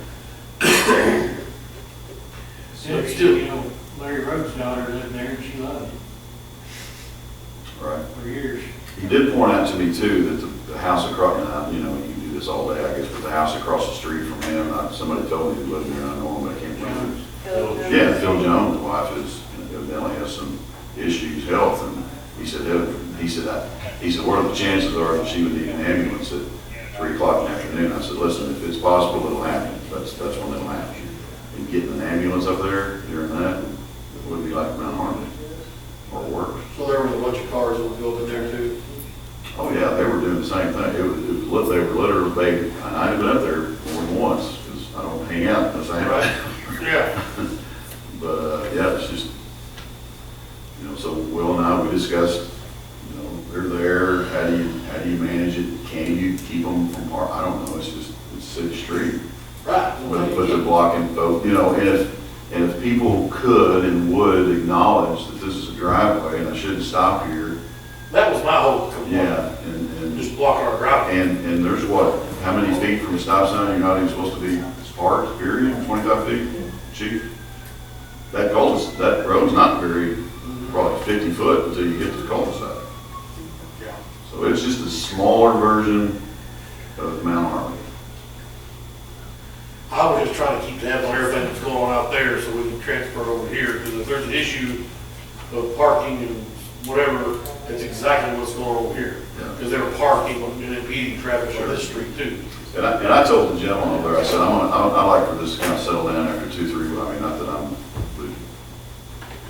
the end all of it, but 3 weeks after people, because I think the people that got frustrated with Mount Harmony heard about this other area, as they do, and went over there, and then maybe if Mount Harmony gets better due to the school allowing different routes, then maybe they'll go back. I guarantee in the afternoon it's unbelievable. Better, I mean. Yeah, I can go in there at 2:40 and drive right to my driveway. I can admit in public, and I will, I'm a guilty party. I have a 5-year-old grandson that's going to East Point now, and heaven forbid we put him on the bus. Because he's 5, and I want to know exactly where he is every second of the day. I'm scared when he goes to the playground. So I've been, in fact, I almost called you because I was right in front of your house. Right. Part of the problem. I was part of the problem. I've got a sign on my driveway, but I didn't mark any drive. That says, please do not block driveway with a smiley face. Sure. We had Archie Crafts there. Because I would just get out and drive around. People would film everybody doing the illegal deal, but I'd call my wife, are we blocking the driveway? No, I'm out. I just. Right. Well, and that was traffic, Mount Harmony's issue became a bigger issue when people decided they're not sitting there Right. and they're going around. Yeah. That's beyond dangerous. Yeah, it was over, yeah. Well, I was on the phone with the captain about call for somebody that had called about that, and as soon as I hung up with him, I'm sorry, it was the other way around. My daughter just called me, who is taking my grandson to school, and was reporting to, I said, Keely, are you kidding me? You're calling, griping about Mount Harmony? She goes, no, I'm calling, griping about people driving around me. Yeah. And scaring us, everybody in line. And then as soon as I hung up with her, the captain called me, and I thought, oh no, they're reporting my daughter. That wasn't the case. Right. Yeah, it's, therefore, we're maybe spending $1 million to get it. I don't know. Price has nothing to do with it. If they planned on doing that in the mornings, then I would say we're able to save some money, that it really alleviated it. I'm hoping they'll, maybe, and I haven't talked to Mr. Cecil, I'd like to again, is to see if he just wanted to do the afternoon pickup to see if it worked, and then implement it in the morning, because it's got to be the same traffic. I mean, for the most part. Only thing I can think of is the buses dropping off and picking up maybe a different way, maybe. Hunter back there has actually come up with a little drawing. He told me it took him longer to draw the arrows than to think about it. Is that what you said? And I'll propose that if someone's slipping under Mr. Cecil's office or his door, if he likes it, I'm going to claim it. If he doesn't, I'm going to blame it on Hunter. That instead of just going down and turning around and coming back out the same East Point Drive, that they allow them to go through the bus route all the way out to West, or I'm sorry, Rainy, well, I still call it Rainy, East Hills and out. I mean, you talk about. Are you talking about the general traffic or the buses? No, the general. They won't. But if they did, you're talking about 200-300 cars, 200 cars off of the road. They probably won't do that. To get out at where Wade's station is? No, to go back down Rainy Wells Well, Drive. I think you had it going out Wade, but if you came out the bus route road, you still got the same problem at the light. So, Right. Unless we get a transporter from Star Trek. I separated out the two pickup groups. I had one, the top group staying coming down the East Point Drive, and the back pickup group comes in from the gas station there. Okay. And the bus route was exiting out Wells's second entrance. So, I don't know. Maybe we could extend the traffic relief road way back a little bit. Maybe. We have seen RDOT, and speaking of engineers, RDOT's, we spent, we sent them $250,000 for the bond, so they haven't been showing up out here. Make a motion to adjourn. Yeah. Go ahead, Mike. We've been working on the annexation of the lake out here, and I just kind of wanted to give you an update on that. I've been working with Lanny Richmond and gentleman with the beard sitting back here, kind of in the middle. Alex Gustafson here, he's a local attorney. He lives out here by Town Lake. He's been helping with this. He says he wants to be a city attorney someday, so we follow him around. Not after 9, right? We're following him around to all these city meetings. Yes. Welcome. Not sure whether he has an illness or what. But, anyway, just a few notes to be wary of. We're going to have to pay the abstractor title company to certify that we own the property. So that's a cost that's coming. The engineer, I think, will completed the drawing. I'm sure they'll verify. Hopefully they won't charge us anymore. The main thing that I want to point out is that when the county judge makes his determination of whether or not to let go of the property, that the statute says that as part of releasing it, he can require that the city maintain the roadways that traverse through the property and adjoin the property. And as I look at the plan, it looks like you're talking about Mount Harmony Road that may adjoin the property, and there's some maybe over where Fort Brown. Stewart Yeah, Court. that area, Stewart Court. Yeah, Stewart Court. So I don't know that he's going to raise that issue, but that's a possibility. And as far as the Mount Harmony Park, you're talking about just from Bill's old house down the hill, because we already maintained from there, correct? I'm not sure how far we went there. That's where the city limits. Where's the city living on? At the top of the hill behind where Super used to live. That's where the, Yeah, back to his house. Yes, we do. I'm just saying, it wouldn't be a whole lot of Mount Harmony, It'd be but, down the hill. yeah.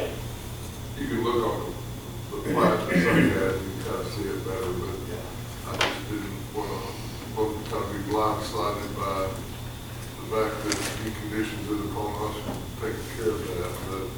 But otherwise, Laney and I tried to find a creative way where we didn't have to go through the county judge, and it would make sense. The city could just annex property they own without having to go through a procedure. But there's not a statute out there that authorizes us to do that, so we're going to have to annex just as if we were a private individual. And we have got the process started, and the next step that I need is to get a certification from the abstract or title company that we are in fact the owner of the described property that the engineers provided to us. So once we get that, it'll all be off and running. And that's Brixie, correct? Who did that, Sonny? Wasn't that Brixie? Brixie. And I don't have a preference on who you guys use, but we. Has it been filed yet, Mike? Pardon me? Has it been filed with the county yet? I can't file it until I have that. Okay, I need to know so I can post it. Yeah, I need to have that certification and the certification from the engineer. Yeah, Dave Brixey just did that for me. Right. Yeah, once I have that, then it'll be filed and there's a process. Clerk has 15 days and the judge has 15 days and then we'll address it and it goes back to the clerk and it goes back to the judge. And there's several steps to it, but That's a real piece of land on that. Do what? There's one little piece of land out there on that might be questionable. Where at? On that back side, where rural Holland's got land. Might be questionable. We have land here and here, rules is here, and connected. Oh, that little, it's Like a little puzzle piece. Yeah, we also have to verify there are no enclaves. I'm not sure exactly what that means. I don't know whether that's islands or exactly what they're talking about. But I didn't see any as I looked at that, but Randy may have better vision than I have. Yeah, there's no enclaves on that. There is not, okay. I didn't see any as I looked it over. You're talking about less than $10,000 As far as, cost? yeah. I couldn't imagine the certification from the abstract company was something Engineering less than 5,000? Do what? Engineering? Everything's already been done as far as our time. He just has to sign something certifying that this is the accurate legal description. So the only cost I would see, unless somebody tells me otherwise, would be the title company.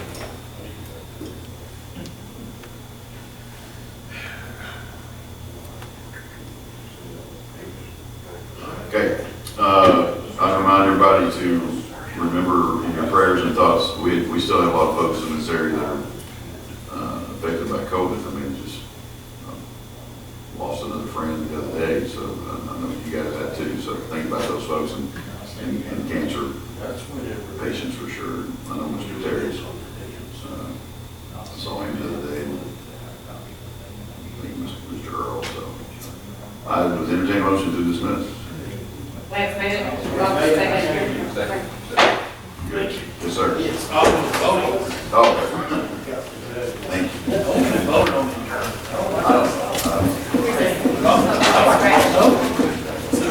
Well, about time I can. I would vote no right there. I'll just turn the lights off. Sit there.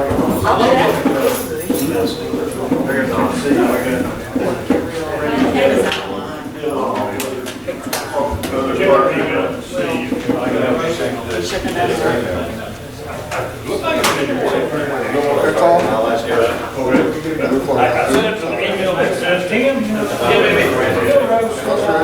Got 4 questions.